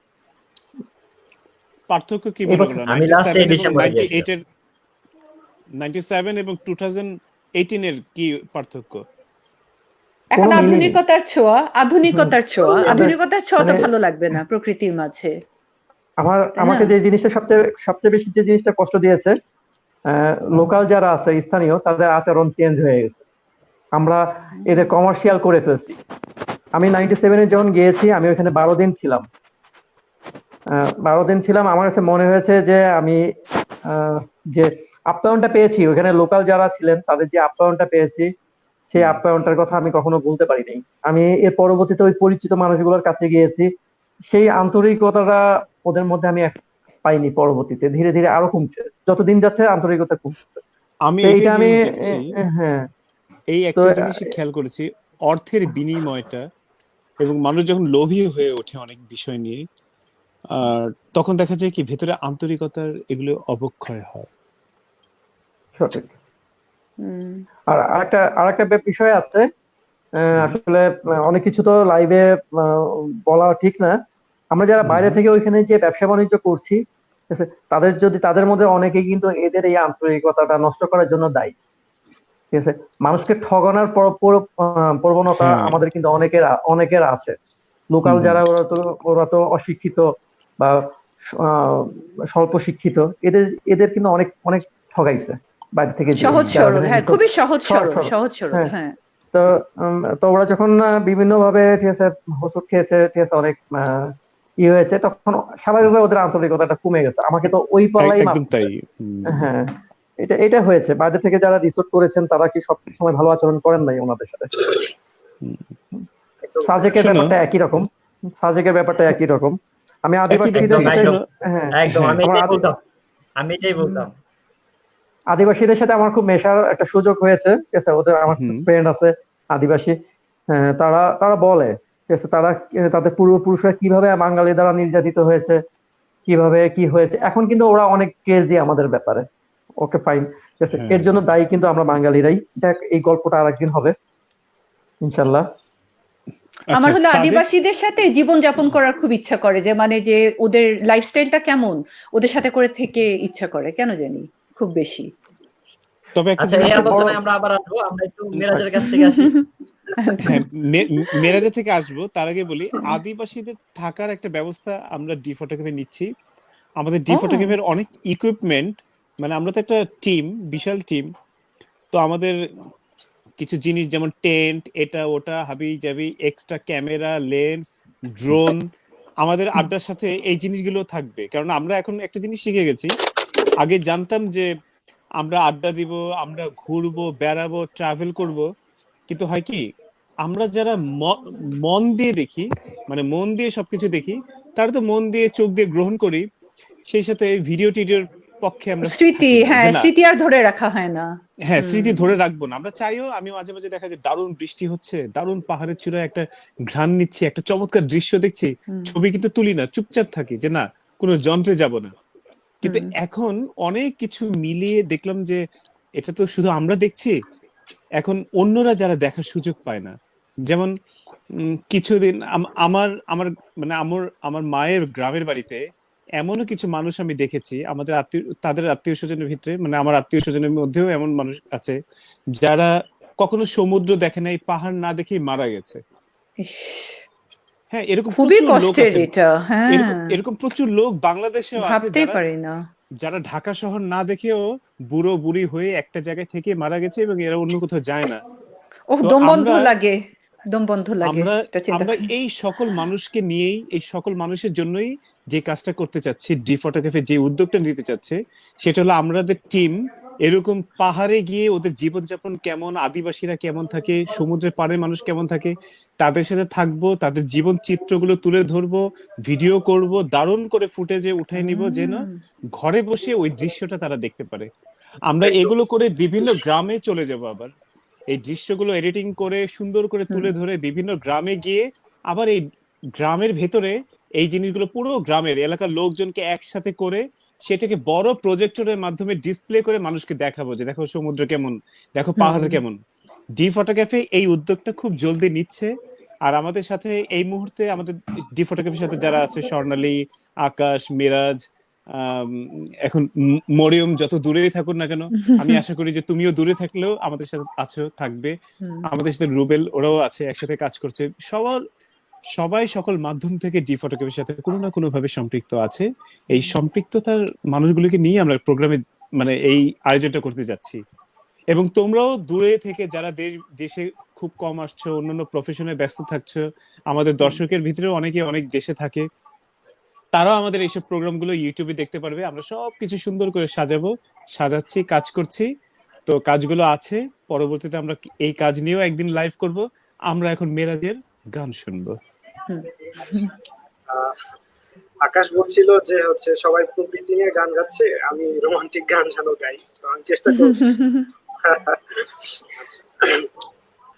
আমি কি দেখেছি হায় একলা পথে দাঁড়িয়ে, সে ছিল দূরে দূরে তাকিয়ে, আহারে আহারে কোথায় পাবো তাহারে, যে ছিল মনেরও আচিল কোণে, আকাশে বাতাসে বসন্ত সুবাসে, কোকিলের কুহু ডাকে তারি ছোঁয়া, অলিতে গলিতে ঘরেতে বাহিরে, যেথা যায় যাকে বলে তারি ছায়া। Thank you. ও দারুণ, বাহ বাহ দারুণ। বাহ, কি সুন্দর গানটা গায় শিখতে এরা। হবে, গানটা শিখতে হবে আমার, খুবই সুন্দর। রোমান্টিক এসব গান গান। আমাকেও শিখাবা। না, না, না, না, না, না, না, না, না। মানে ওর গান শুনে এরকম লাগলো, আমি গান শুনি। সুরের খুব দোলা একটা, তাই না? হ্যাঁ, একদম তাই। আচ্ছা, আমরা দেখো, আমরা খুব চমৎকার চমৎকার কিন্তু আড্ডা দিতে দিতে গানও শুনলাম। আচ্ছা রুবেল, আমাকে একটা জিনিস বলো তো, যে তোমাদের ওখানে যে সঙ্গীতগুলো হয়, নদীর সঙ্গীত, খাল বিলে, সুন্দরবনের কোন সঙ্গীত আছে, গান হয়? আমি জানি না হ্যাঁ, কিন্তু। এখানে সুন্দরবনের গান হয়, সুন্দরবন নিয়ে কিছু গান আছে। তো মূল মূল সমস্যাটা হলো এই গানগুলো কালেক্ট করাটা আসলে একটু ডিফিকাল্ট। হ্যাঁ, কারণ এই পাশ নিয়ে আসলে এই সাংস্কৃতিক মনা কেউ কাজ করে নাই ওরকম ভাবে। কিছু গান আমরা আছে, যদি একটু ঠিক আছে, গান নিয়ে কাজ করতে চাই, আমাদেরকে সেই সুযোগ দিবা? অবশ্যই অবশ্যই আমি চাই এইগুলো ওয়েলকাম, মানে যে কোনো সময় যে আমি কোনো একদম আমার মিনিস্ট্রি ডিউ নিয়ে চলে যাব এখানে, গানগুলো একদম হ্যাঁ র হ্যাঁ আমি নিতে পারবো, নিয়ে দেখা যাবে তারা কি ইনস্ট্রুমেন্ট বাজায়, নিজস্ব কোনো ইনস্ট্রুমেন্ট আছে? হ্যাঁ, ইনস্ট্রুমেন্ট বাজায়। এবং সুন্দরবনের সবচেয়ে বেশি যে জনপ্রিয় যে গানগুলো কীর্তন, সুন্দরবনের ইতিহাস নিয়ে কিছু কীর্তন কীর্তন হয়। সুর ঠিক কেমন আছে, হয় বলতো, হ্যাঁ, কীর্তনগুলি কেমন হয়, কথাগুলি কি ধরনের? এটা শুরু হয় হলো, বিশেষ করে যে কীর্তনগুলো বেশি জনপ্রিয় তার মধ্যে হলো গাজী কালুর দুইজন আচ্ছা। অলি ছিলেন। তারপরে বনদেবী, কিছু রূপকথা কিছু বাস্তবতা মিলে এসে কিছু গল্প চলে আসছে ওদের কথার মধ্যে। সুন্দরবনের জন্ম ইতিহাস এবং এদের বনজীবীদের কথাগুলো, এই যে কীর্তন টাইপের যেগুলো, কীর্তনের সুরগুলো তো আসলে কিন্তু আমি আসলে গানের কিছু বুঝি না, ঠিক আছে। তো তোমাকে আমি লিঙ্ক আমি আমার কিছু সংগ্রহে কিছু আছে। হ্যাঁ, আমাকে লিংক কিছু, পাঠিও। আমরা যেমন আগে, হ্যাঁ আমি তোমাকে দিব। আমি হ্যাঁ ছোটবেলায় দেখতাম যে কিচ্ছা, জারি, এই টাইপের কিছু, মানে কিচ্ছা হ্যাঁ, বলতে জারি একটা টাইপ, একটা সুরের উপরে, একটা কীর্তন সুরের যেটা উপরে, বললা, একটা সুরের উপরে রাইট। পুরো গল্পটা বলে দেয়, হ্যাঁ হ্যাঁ, ওরকম। রাইট রাইট, একদম একদম ঠিক বলেছো তুমি যেটা বলছো, এইটাই আচ্ছা, একটা সুরের মধ্যে পুরো গল্পগুলো বলে। ওকে, বাহ, হ্যাঁ, ঠিক আছে। তুমি কি ওরকম সুর দিয়ে 2 লাইন আমাদেরকে শোনাতে পারো? না, এই ব্যাপারটা আসলে আমি তোমাকে মেসেঞ্জার আগে বলেছি। গানের ব্যাপারে আমি একদম আচ্ছা, ঠিক একদম আছে। স্যালেন্ডার আমি। ওকে, ওকে, তবে হ্যাঁ, তোমার গান আজকে আমি গিয়ে শোনাবো। হ্যাঁ অবশ্যই। মরিয়ম মরিয়ম তো হ্যাঁ যদি প্লিজ মরিয়ম শোনো। মরিয়ম হুম, যদি আমাকে অনুমতি দেয় তাহলে তোমার গানটাই আমি আজকে গেয়ে শোনাবো। তার আগে আমরা যাব, তার আগে তো গল্প অনেক হচ্ছে, অনেক সুন্দর সুন্দর গল্প হচ্ছে। আমরা স্বর্ণালী থেকে শুনবো। স্বর্ণালী, তোমার কেমন লাগছে ডি ফটো ক্যাফে, এবং ডি ফটো ক্যাফের কাজগুলো তোমার কেমন লাগছে, এবং তুমি এটাকে কিভাবে দেখছো, এবং ভবিষ্যতে তোমার মানে ডি ফটো ক্যাফে যেসব উদ্যোগ নিচ্ছে এগুলির সাথে থেকে তোমার কাজ করার মানে ইচ্ছেটা কি? আচ্ছা, ডি ক্যাফের সাথে থেকে আমি আসলে এখন যেটা দেখছি যে বিভিন্ন ফটোগ্রাফাররা তাদের ছবিগুলো দিচ্ছে, তাদের মধ্যে একটা কম্পিটিশন হচ্ছে, 1 থেকে 10-এর মধ্যে যারা আছে তাদের সম্মাননা দেওয়া হচ্ছে। আর এখন যেহেতু কোয়ারেন্টাইন, কেউ বাসা থেকে বের হতে পারছে না, সেজন্য তারা হুম, হুম। ঘরোয়াভাবে কিছু প্রোগ্রামের ব্যবস্থা করছে। প্রোগ্রাম বলতে মানে ঘরোয়াভাবে কোনো একটা কনসেপ্ট দেওয়া হচ্ছে, সেটার উপর তারা ছবি হ্যাঁ, তুলে সেখান থেকে 1 থেকে 10-এর মধ্যে যারা আছে তাদের সম্মাননা দেওয়া হচ্ছে। ব্যাপারটা খুবই মজার। কেউ বাসায় বসে থাকছে না, কিছু না কিছু নিয়ে তারা ব্যস্ত থাকছে, তাদের কাজগুলো তারা ঠিক করছে। আম, আমি গুড। যদিও ছবিটা আমি কিছু বুঝি না খুব একটা, তবে হ্যাঁ, এই গ্রুপের সাথে থাকতে থাকতে আমি আস্তে আস্তে কিছু বুঝতে পারছি, যা হয়তো না, কেউ ভবিষ্যতে যদি আমার বলে যে কাজে ছবি আসবে। বুঝি না, তুমি তো ক্যামেরার সামনেও অনেক কাজ করেছো, ক্যামেরার পেছনেও কাজ করেছো। আমরা তো কেউই বুঝি না ছবির ব্যাপারটা কি, আমরা কেউই বুঝি না। কালকে যদি একটা নতুন টেকনোলজি আসে, যেটার নাম যদি হয় সেটা রুবেল, আমরা জানবো না। রুবেল রুবেল অথবা মরিয়ম মরিয়ম টেকনোলজি, মরিয়ম একটা ক্যামেরা আবিষ্কার করলো, হতেই পারে, হতেই ওই পারে। ক্যামেরার ফাংশন টাংশন সবকিছু চেঞ্জ হবে, আমরা কেউই জানি না, কিন্তু আমাদেরকে ওটা শিখতে হবে। শিখে নিয়ে হুম। তারপর হ্যাঁ, আমিও শিখছি হুম, এই গ্রুপের সাথে থেকে থেকে। ঠিক আছে। আমি তোমাকে লাইভেই একটা কথা জিজ্ঞেস করবো যে তোমাকে ডি ফটোগ্রাফের যে টিমরা আছে, সবাই আছে, কেমন সাপোর্ট দিচ্ছে? তুমি কি ঠিকমতো সাপোর্ট পাচ্ছো? যা জানতে চাচ্ছ, যা শিখতে চাচ্ছ, তাই হ্যাঁ, তোমাকে হ্যাঁ, শেখানো হচ্ছে? এবং তোমাকে যেসব হ্যাঁ, আমি কাজগুলো দিচ্ছে, আকাশ আমাকে বলো যে স্বর্ণালীকে যেসব কাজগুলো দেওয়া হয় আমাদের টিম থেকে, আমাদের তো বিশাল একটা টিম, তো কাজগুলো যেভাবে দেওয়া হয় ও তো দেখা যায় অনেকেই দেখা যায় যে চিন্তা করবে যে এইটা কাজ দিল আমি কিভাবে নিচ্ছি না নিচ্ছি, সেই তুলনায় ও সাহস করে কতদূর কাজ করতে পারে। অ্যাকচুয়ালি স্বর্ণালী আমাদের সাথে আহ, নতুন জয়েন করেছে ডি ফটো ক্যাফেতে। তো নতুন হিসাবে ও যথেষ্ট অ্যাক্টিভ আছে। ওরে কাজ দেওয়ার সাথে সাথে ও সেগুলা করার না পারলেও জিজ্ঞেস করে এটা কিভাবে বা এটা কিভাবে করব, এই জানার আগ্রহটা। একটা ব্যাপার কি, যার ভিতরে জানার আগ্রহ আছে সে অতি তাড়াতাড়ি জিনিসগুলো শিখতে পারে। হুম, তো সবার ভিতরে থাকা উচিত এই জানার আগ্রহটা, যেটা সোনালীর মধ্যে আছে। তো ওরে কাজ বুঝাইয়া দিলে অবশ্যই ও সেই কাজটা ও গুরুত্ব সহকারে করার চেষ্টা করে, যেটা আমার বাহ। অন্ততপক্ষে আমার তো ভালো লাগে। হ্যাঁ, তো আচ্ছা, আমরা এখানে এটা আমার জানলাম আরেকটা খুব কথা আছে। বলো। আচ্ছা, যেমন ডি ফটোগ্রাফার হুম, হুম, বলো। ফটোগ্রাফিতে সবাই যে ছবি পোস্ট করে তাদেরকে কমেন্টের মাধ্যমে 10-এর মধ্যে কত পয়েন্ট দিতে হয়, এই জিনিসটা আমাকে বলা হয়েছে। কিন্তু আমি যেহেতু ছবির অত ভালো কিছু বুঝি না, সেক্ষেত্রে আমি আকাশকে বলছিলাম যে আমি তো না, বুঝি না, আমি তোমার কিভাবে কমেন্ট আগে করবো। না, তো আগেই তোমাদের তোমাদের কমেন্টস না, এই বিষয়গুলো খুব ইন্টারনাল ব্যাপার। তো আমি ওদের আকাশকে বলে ওগুলো দিয়েছি আমরা ইন্টারনাল ভাবে যে ব্যবহার কারা কারা কমেন্টস করবে না করবে, ওগুলো আলাদা কথা, বুঝছো? ওগুলো আমরা পয়েন্ট ইন্টারনাল ভাবে আলোচনা করবো, তোমরা দিবে ওগুলো না। সমস্যা নেই। পয়েন্ট যারা অভিজ্ঞ, আমাদের ডি ফটোগ্রাফির ভিতরে যারা ছবিতে বিশেষ অভিজ্ঞ, তারাই একমাত্র পয়েন্ট দিবে, এছাড়া কেউ তার বাইরে পয়েন্ট দিবে না। ওটা হলো আমাদের খুব ইন্টারনাল ওইটা গল্প। আমাদের ইন্টারনাল কিছু গল্প আছে, হ্যাঁ, ওগুলোর ওগুলো আমরা সাথে না যাই। আমাদের ওগুলা লাইভে নিয়ে শুধু পরে আলোচনা শুনবে, করা যাবে। লাইভে শুধু মানুষ আচ্ছা, দেখবে যে আহ, তোমাদের অভিজ্ঞতা কি, তোমরা কি করতে চাচ্ছ, তোমাদের সেটাই স্বপ্ন কি, সেটাই সেটাই আমি আমি শুনবে। আমি আমি একটু মন্তব্যে যাব। মন্তব্য থেকে আমি মন্তব্যে একটা রিকোয়েস্ট আছে, শায়লা ম্যামের স্বর্ণালীর কাছে গান শুনতে চায়। তো আমি হুম, মন্তব্যের পরে স্বর্ণালীর কাছে বলবো, স্বর্ণালী যদি আমাদের জন্য একটা গান করে, স্বর্ণালী একটু প্রিপারেশন নিবে, আমি ওর জন্য একটু সময় দিব আর কি।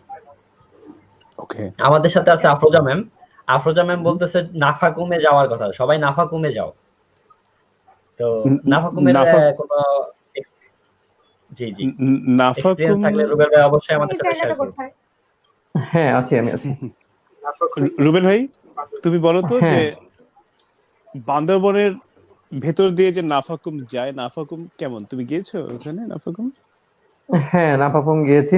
আহ, সবচেয়ে সবচেয়ে বড় হলো, ঠিক আছে, এইখানে যারা আছে সবাই যেতে পারবে, মানে শরীরে রেজিস্ট্যান্সটা ভালো থাকা লাগবে, কষ্ট সহনীয় হওয়া লাগবে। একদম আর একদম আর সবচেয়ে বড় ব্যাপার হলো টাইম সিলেক্টটা খুব ইম্পর্টেন্ট। মানে Okay. কোন মাসে, বছরে কোন মাসে যাচ্ছি, ঠিক আছে, ওয়েদারটা আচ্ছা। কেমন আছে, ঠিক আছে, এটা খুব ইম্পর্টেন্ট। কোন সময়টা ঠিক আছে, গেলে ভালো নাফাকুম? আমার মনে হয় যে বর্ষার ভিতরে বোধহয় জোক টোক হয় বা অনেক ভালো ভালো হ্যাঁ, মশাও right, হয়, রাইট। বন্য বর্ষার মশা সময় হয়। বর্ষার সময় অবভিয়াসলি ঠিক আছে প্রাকৃতিক সৌন্দর্য অনেক বেশি, ভালো ছবি পাওয়া যাবে, ঠিক আছে, এগুলো ঠিক আছে, কিন্তু বর্ষার সময় যাওয়াটা আসলেই মুশকিল। মশা পাওয়া যায়। জোকের মশার থেকে মশা প্রোটেক্ট করার ব্যবস্থা আছে, অটোমাস ব্যবহার করলে হবে, কিন্তু বাট জোকটা খুব ডিস্টার্ব। এটা বর্ষার সিজনে অনেক অতিরিক্ত বেশি থাকে, তো আর পারমিশন পাওয়া একটু মুশকিল, ঠিক আছে। ওইখানে তো এখন সব জায়গায় পারমিশন লাগে পাহাড়ি এলাকায় আর্মিদের বা আচ্ছা, স্থানীয় প্রশাসনের। মানে এই বর্ষার হিসাবে সময় স্থানীয় হ্যাঁ, প্রশাসনরা পারমিশন সেইভাবে দেয় না।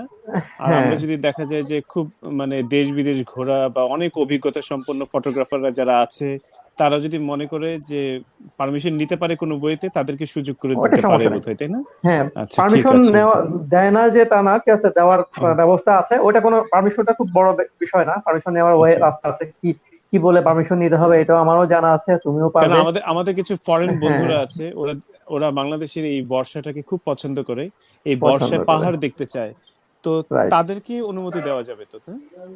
হ্যাঁ, এটা একটু লং প্রসেস। ফরেনারদের ব্যাপারে এখন পাহাড়ি এলাকায় খুব স্ট্রিক্ট, ঠিক আছে। হ্যাঁ, হ্যাঁ, বুঝতে পেরেছি। হ্যাঁ, হ্যাঁ, এটা আর একটু সময়টা process, তো তবে হ্যাঁ, তবে সবই সম্ভব, ঠিক আছে। হ্যাঁ, এবং কোন দেশ থেকে ফরেনার আসতেছে এটা একটা ইম্পর্টেন্ট বিষয়। আচ্ছা, কিছু কিছু দেশের ব্যাপারে একটু গভর্নমেন্ট আনঅফিসিয়ালি স্ট্রিক্ট থাকে। যারা যেসব কান্ট্রি গুলা পাহাড়িদের উস্কানিমূলক এনজিও গুলো, তুমি তো জানো কিছু এনজিও কাজ করে পাহাড়িদের আমাদের বিরুদ্ধে হ্যাঁ, ই করেছে। তো এইসব ব্যাপারে সরকার সতর্ক। তো এটা আচ্ছা, গুড, আনঅফিসিয়ালি ঠিক আছে, সবকিছু সম্ভব করানো ঠিক আছে, ঠিক আছে, বুঝতে বর্ষাকালে। পেরেছি। তো রুবেলের ওখানে বলতে আচ্ছা বিদ্যুৎ আবার চলে গেছে না? হ্যাঁ, আবার চলে গেছে। হ্যাঁ আর আমাদের বন্ধু মরিয়মকে দেখা যাচ্ছে কি সুন্দর করে ওইভাবে চুপচাপ বসে বসে আমাদের আড্ডাটা খুব উপভোগ করছে, এবং তোমাকে কিন্তু একটা সিঙ্গেল গান গাইতে হবে তোমার মতো করে, প্রিপারেশন অবশ্যই নাও। করবে, মরিয়ম আপু আর সেটাই করবে। আমরা এখন চলে যাব এখন স্বর্ণালী আমাদের স্বর্ণালী গান। স্বর্ণালী কাছে। স্বর্ণালী একটা গান শোনা আমাদের। ওর ভয়েস তো অনেক মিষ্টি, স্বর্ণালীর খুবই সুইট ভয়েস। একদম চলো তো।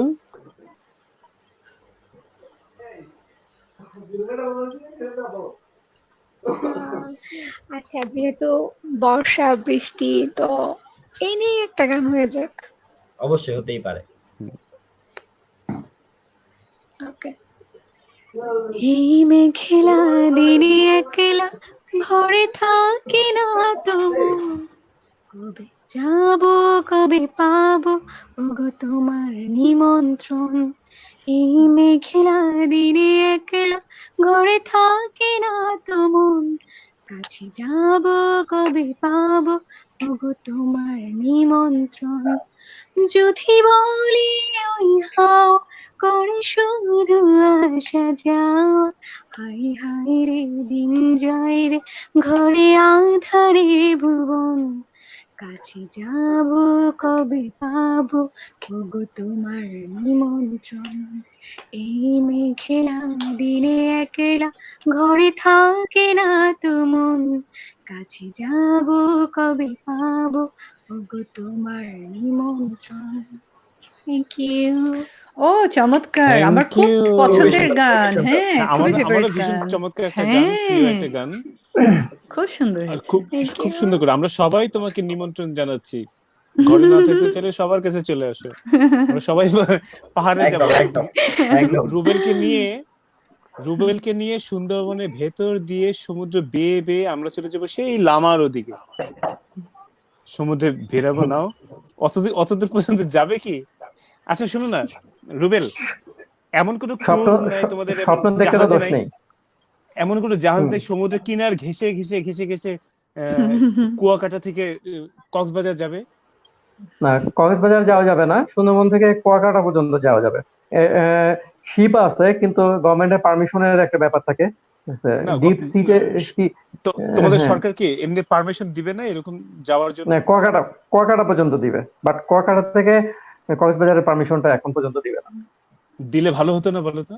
হ্যাঁ দিতে তো ভালো হতো, তবে কিছু শিপ মনে হয় আসবে, সামনে কিছু শিপ আসবে, ঠিক আছে। এটা গভর্নমেন্ট পর্যটন কর্পোরেশন আমাদের কাজ করতেছে এই ট্যুর গুলো করার জন্য। কারণ এগুলো ছোট শিপ, আমরা তো আসলে ক্যানেলে বেশি চলি, তুমি তো জানোই আমাদের সব ছোট ছোট শিপ সুন্দরবনে হ্যাঁ। যেগুলো আছে, যেগুলো নিয়ে ঠিক আছে আসলে সমুদ্র পথে যাওয়াটা মুশকিল। হুম। আচ্ছা, তো আহ সবাই তো গান করছে, আমি তো গান পারি না। হ্যাঁ, তুমি কি করো? তুমি একটা কবিতা? কবিতাও ঠিক না, ঠিক আছে। তুমি তো অন্তপক্ষে অনেক কিছু জানো আমার সম্বন্ধে, ঠিক আছে। আমার তাহলে প্রকৃতি একটা কিছু কবিতা হয়ে দেখলে যাক। আহ, কবিতা ঠিক না, আমি যা দেখি তা অনেক সময় আমি লিখতে পছন্দ করি, যতটুকু হুম। দেখি। তুমি তা আমাদের সুন্দরবনে দেখে দেখে কিছু লিখে ফেলেছো? হ্যাঁ, আজকে আজকে না, আমি আগেই। তা আমার বরাবরই সুন্দরবনের পূর্ণিমা খুব পছন্দ। হুম। উম সেপ্টেম্বরের পূর্ণিমাতে, ঠিক আছে, আমি সুন্দরবন গিয়েছিলাম। তো ওইখানে পূর্ণিমাটা আমার একটু অন্যরকম লাগছে, ঠিক আছে। তুমি যে মাসে গিয়েছিলে ঠিক তার আগের মাসে, তুমি তো গিয়েছিলে অক্টোবরে। অক্টোবরে আমার হ্যাঁ, জন্মবার্ষিকী আর কি। হ্যাঁ, হ্যাঁ। তো তখন আমার ভালো লাগছে, আমি ওইটা লিখছি। আমি এটা আমি শোনাতে চাই, তোমরা যদি অনুমতি দাও সবাই। হুম। আমি বলেছি অবশ্যই, তোমরা যদি অবশ্যই, অবশ্যই অনুমতি, অবশ্যই হ্যাঁ। অবশ্যই। অবশ্যই কি বলো? অবশ্যই অবশ্যই। তোমার জন্য হয়েছে আচ্ছা, তোমার হয়েছে। জন্য অনুমতির সিগন্যাল সবসময় ওকে দেয়া। ঠিক আছে, গ্রিন ঠিক গ্রিন আছে। গ্রিন, অনুমতি সিগন্যাল হুম, সবসময় গ্রিন। তো তো শুরু করলাম। হ্যাঁ। আহ জ্যোৎস্না সুন্দরের মেলা, জ্যোৎস্না মার্জনা করো সুন্দরের মেলা। মার্জনা করো প্রিয় সুন্দরবন, তোমার বন্দনায় আজ আমি নই। তুমি যে অনন্ত আলোর মেলা বসিয়েছিলে এই শরতের প্রথম পূর্ণিমায়, তার বন্দনার ব্যর্থ চেষ্টায় আমি। কি সাধ্য আমার এই যান্ত্রিক বাটনে তোমার জ্যোৎস্না সাজের সুন্দরের বর্ণনার, তবু চেষ্টায় আমি। পূব আকাশে মেঘলা তখন, যখন তোমার আকাশে পক্ষধরের আগমন। লুকানো আলোয় তোমার বুকে বয়ে চলা নদীতে চলেছি আমরা, তখন হুম। ছিটকে আসা জ্যোৎস্নার আলো তোমার আকাশ জুড়ে। খণ্ড মেঘ ছুটে চলেছে সমস্ত আকাশে, যেন সাদা মেঘের ভেলা। জোয়ার শেষের অপেক্ষায় যখন স্থির আমরা, পূর্ণ চন্দ্র প্রভা ছড়িয়েছে মধ্য আকাশে। শরতের আকাশ স্বভাবসুলভ রূপ পাল্টিয়ে হঠাৎ পরিচ্ছন্ন, আর চন্দ্রদেবের আশীর্বাদে জ্যোৎস্না সুন্দরের মেলা বসেছে সমস্ত বন জুড়ে। নদীর জলে এক এক প্রান্তে এক এক রকম সাজানো সুন্দর, সবই জ্যোৎস্নার তৈরি, কিন্তু ভিন্ন ভিন্ন রূপের। একটু দূরের কূলে বৃক্ষরাজিতে জড়ানো জ্যোৎস্নায় ছড়ানো সুন্দর, ভিন্ন সুন্দর কাছের কূলের। জলের ঢেউয়ে ছিটকে আসা রূপালি আলো নেচে বেড়ায় ঢেউয়েরই তালে। পাড়ের চরে চকচকে বালুদানা টুকরো মুক্তোর মতো। বাতাসে যখন গাছের পাতা দোল দেয়, পাশের জ্যোৎস্না লুটোপুটি করে সেই দোলে। বন জুড়ে জমাট নীরবতার মাঝে অজানা প্রাণীর ডাকে সঙ্গীত সুরের আবহ, আর আকাশে চলেছে মেঘ নকশার খেলা। সময় যদি স্থির হতো, এই জ্যোৎস্না সুন্দরকে করতাম অনন্ত। আমার দুই নয়নে সব সুন্দর চাই। আমি কখনো বিষণ্ণ, একটু পরেই আবার চঞ্চল। স্মৃতিতে হঠাৎ অতীতের সুখ দুঃখ বা হারানো ভালো লাগা, একটু পরেই আবার জ্যোৎস্না স্নানের আশা। অদ্ভুত মন জ্যোৎস্না সুন্দরেও করে খেলা। ভাবনা আমার, যদি থাকতো একটা বড় থলে, মেলা থেকে সব জ্যোৎস্না সুন্দর নিতাম ভরে। জঞ্জাল শহরে বসে প্রতি রাতে ছড়াতাম সেই পূর্ণ চন্দ্রমা আলোক। ধন্যবাদ। ও, খুবই বাহ, সুন্দর বাহ, হয়েছে। বাহ। হ্যাঁ। তুমি খন্ড খন্ড সাধারণ ছিল। মেঘ উড়ে যাচ্ছে, আকাশ আছে, হুম। তারপরে জ্যোৎস্নায় এক একটা নাও, এক একটা জাহাজ, এক এক রকম জ্যোৎস্না তৈরি। হ্যাঁ, খুবই চমৎকার, খুবই চমৎকার রূপে। ভাল লাগলো, এই দেখছো? দেখেছি। হুম। তুমি তো এর মধ্যেই থাকো। এই আজকে আজ তো একটা মানে জ্যোৎস্নার মানুষ, সুন্দর মানুষ, চমৎকার একজন মানে অভিজ্ঞতা সম্পন্ন একজন একটা সুন্দরবন আজকে আমাদের লাইভে আছে। এটাই আমাদের জন্য হুম। পাওয়া। আমরা সবাই মিলে একটা সুন্দরবনে আমরা এই আমাদের ডিভাইস গুলো সবার ডিভাইস মিলে একটা তৈরি। আর তুমি হলো সুন্দরবন, তোমার ভেতর দিয়ে আমরা হেলে দুলে যাচ্ছি। তার ভিতরে কখনো সাগর আসছে, পাহাড় আসছে, কখনো সবার গল্পে গান আসছে, কবিতা আসছে, সবকিছু চলে আসছে। দেখো, এক সুন্দরবনে কত কিছু।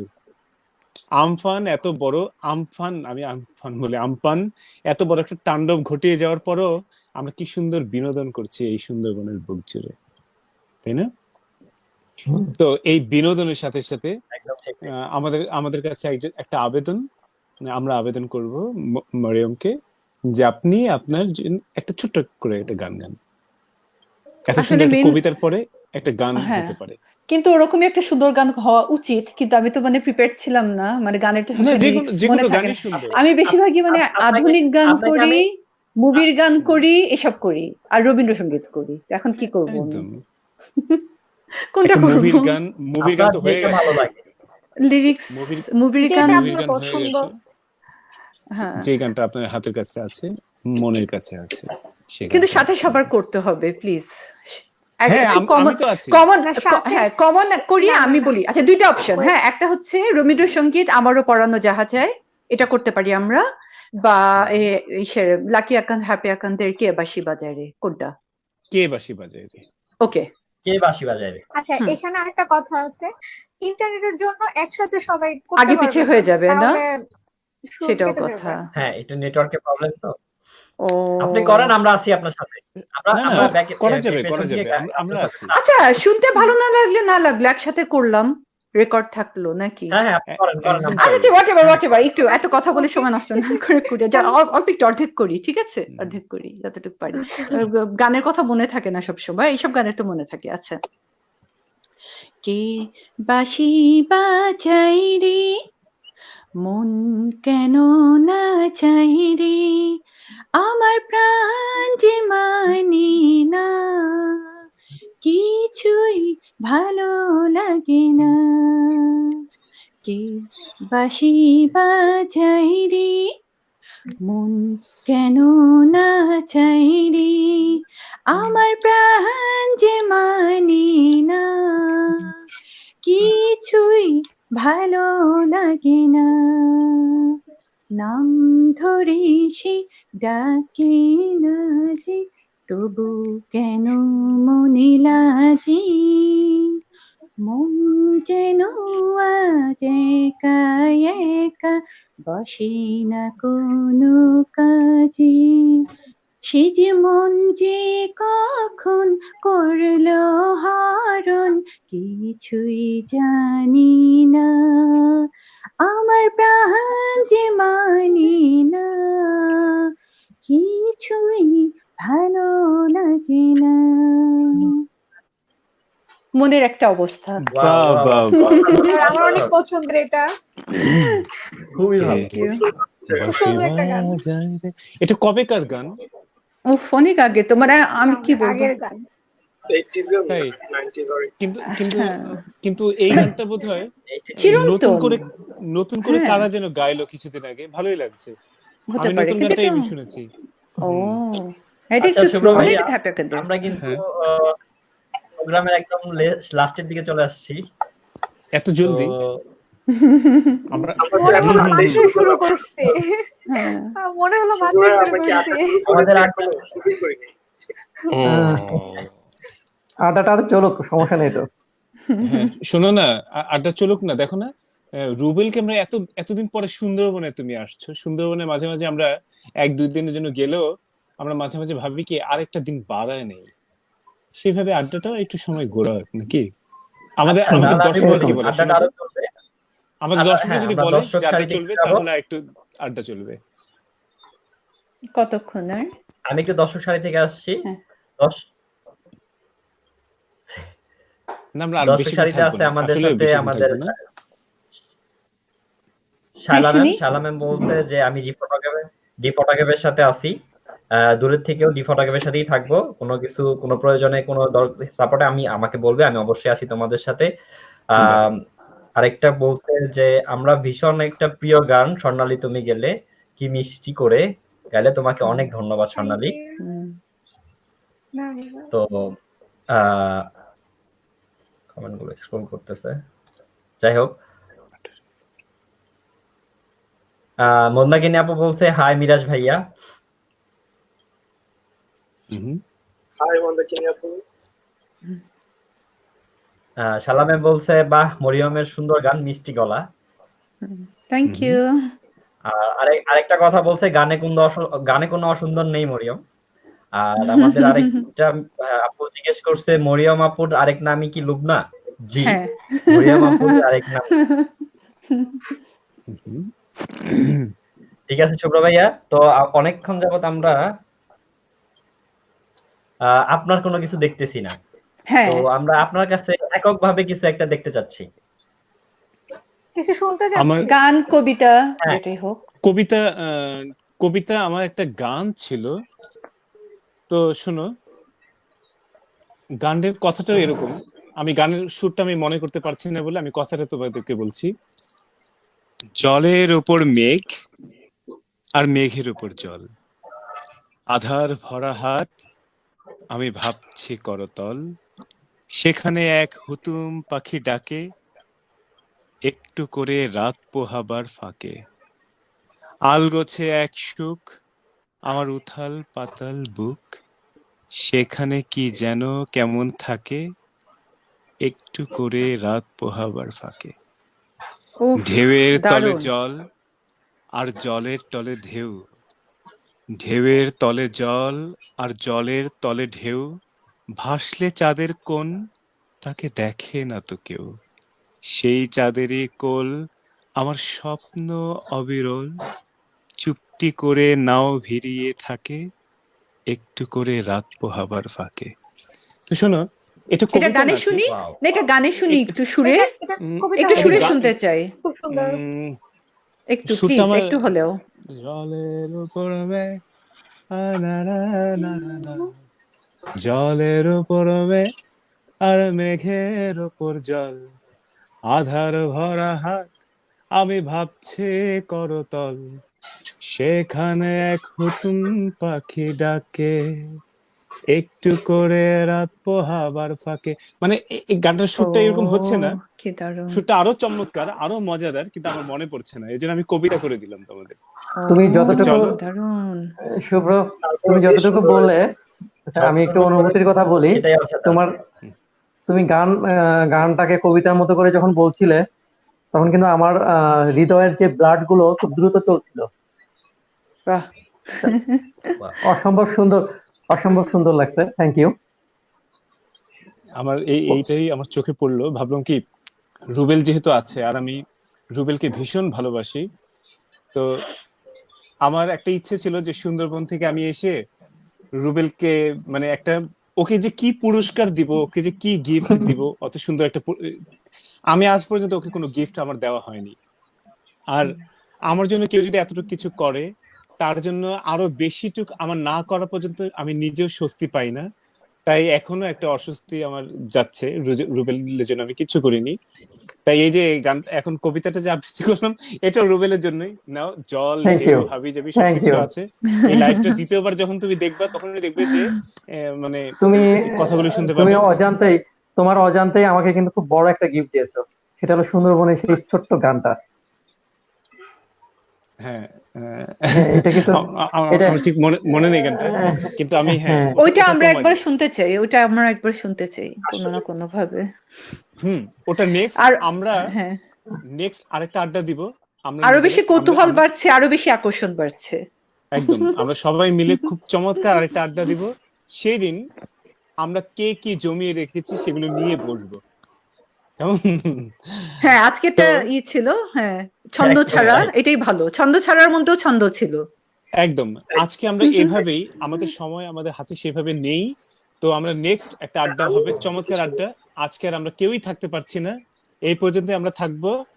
আমরা ধন্যবাদ জানাচ্ছি আমাদের দর্শককে, আমাদের প্রতিদিন থাকা বন্ধুদেরকে, আমাদের প্রিয় মানুষগুলোকে, যারা এই পর্যন্ত আমাদের সাথে লাইভে এসেছিলেন, ভবিষ্যতে লাইভে আসবেন, এবং অনেকেই আছে আমাদের সাথে, তারা দেখছে, এবং আশা করি অনেকেই এই সময় দেখতে পারছেন এবং ভবিষ্যতে লাইভটা দেখবে। তাদের সবার প্রতি অনেক শ্রদ্ধা, সম্মান এবং আমন্ত্রণ জানিয়ে আমরা বিদায় নিচ্ছি। ধন্যবাদ সবাইকে। সুন্দরবন থেকে হ্যাঁ, সকলকে আমরা ধন্যবাদ। সবাইকে সুন্দরবন থেকে বিদায় নিচ্ছি। আর বিদায় আরেকটা নিচ্ছি। বিষয় আমি বলে রাখি, এই আমপান, দেখো, আম আর পান, হ্যাঁ, আমি জানি না, অনেক অনেক রকম ট্রল করছে, তখন দেখা গেল আমপান এমন একটা নাম দিছে, দেখো আমি উইন্ডিতে দেখলাম, উইন্ডি একটা সফটওয়্যার, ওখানে ওই যে হুম। ওয়েদারটা দেখা যায় ঘুরছে ঘুরছে, একদম রাজশাহী যেখানে আমের বাগান, ঠিক আমার মনে হচ্ছে কি আমগুলো ঝুলছে, তার উপরে ঘূর্ণিঝড় দুলছে এভাবে। হ্যাঁ, তো এটা দুঃখকর, মানে মানুষের অনেক বড় ক্ষতি হয়ে গেল। আর এই ক্ষতিটাও সেই তুলনায় অনেক কমে গেছে, মানে অনেক কমই হয়েছে, আরো বেশি ক্ষতি হতো। এই ক্ষতিটা ঠেকিয়ে রেখেছে এই আমাদের সুন্দরবন। তাই একটাই কথা বলবো, সুন্দরবন রাইট, বাঁচাবো আমরা। সুন্দরবনে যারা যাচ্ছি সঠিক শুধু প্রকৃতি দেখার জন্য সঠিক। এবং ছবি তোলার জন্য যাচ্ছি না, সুন্দরবনকে যদি সত্যি ভালোবাসি এবং ভবিষ্যতেও যদি আমরা না গিয়েও আমাদের আমরা আমরা যেতে যেতে আমরা যদি চাই যে আমাদের প্রজন্মের পর প্রজন্ম আসবে, যাদের সন্তান হচ্ছে, নাতি নাতনি হচ্ছে, যাদেরকে আমরা ভীষণ ভালোবাসি, এবং তারা যদি ভবিষ্যৎ সুন্দরবনকে আরো চমৎকার ভাবে পেতে চায়, তাহলে সুন্দরবনে গিয়ে সুন্দরবনকে ভালোবেসে সুন্দরবনে চারা রোপণ করব এবং তাদেরকে সহযোগিতা করব।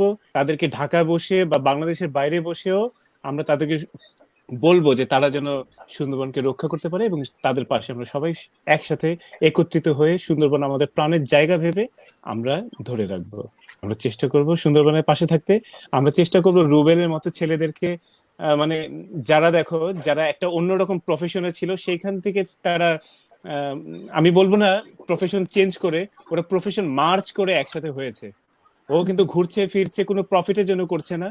ও চেষ্টা করছে, ঠিক আছে আমি ঘুরছি, আমার এই সময়টা আমি যখন জব করতাম, যেখান থেকে যেই ইনকাম করতাম হোক না, চলুক না, আমার ইনকাম দিয়ে যদি আমি দেখা যায় যে আমি আরো দুজনকেও সুন্দরবন দেখাতে পারি, ওর ভিতরে এই চেষ্টাটা আমি দেখেছি। এবং আমিও যদি মনে করি, আমি শুধু ওকে সামনাসামনি বলছি না, আড়ালেও একজন ফটোগ্রাফার, একজন মানে ঘোরা প্রেমী, সে মানে ঘুরতে ফিরতে ভালোবাসে এমন একজন মানুষ যদি রুবেলকে বলে যে ভাই আমি একা আছি, তোমাদের ট্যুরে আমাকে নেও, এরকমও অনেক নজির আছে।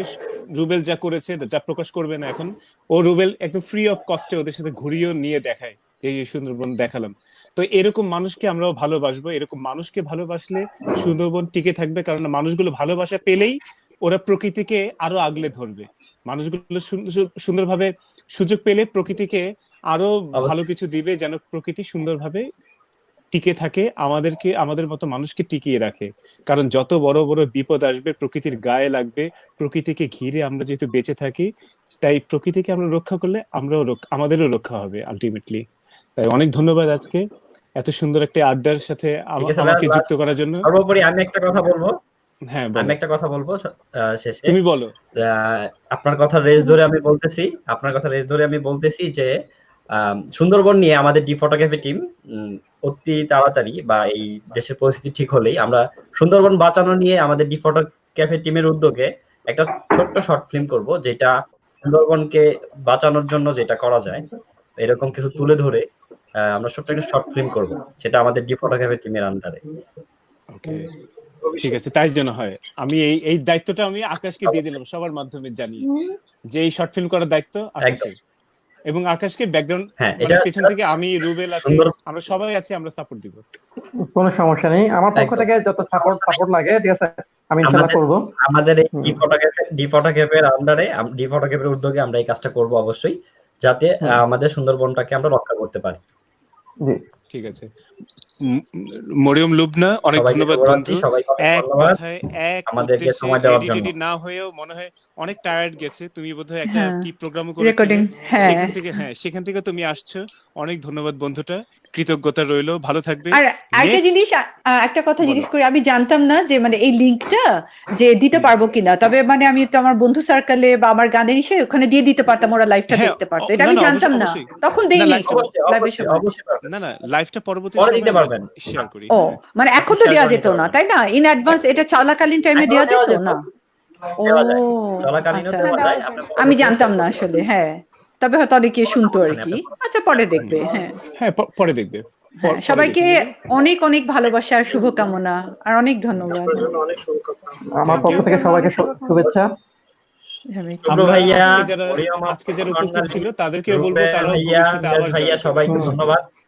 ঠিক আছে, সবাই ভালো থাকবে। হ্যাঁ, সবাই আল্লাহ হাফেজ, ভালো থেকো, নিরাপদ থেকো। আল্লাহ হাফেজ। আল্লাহ হাফেজ।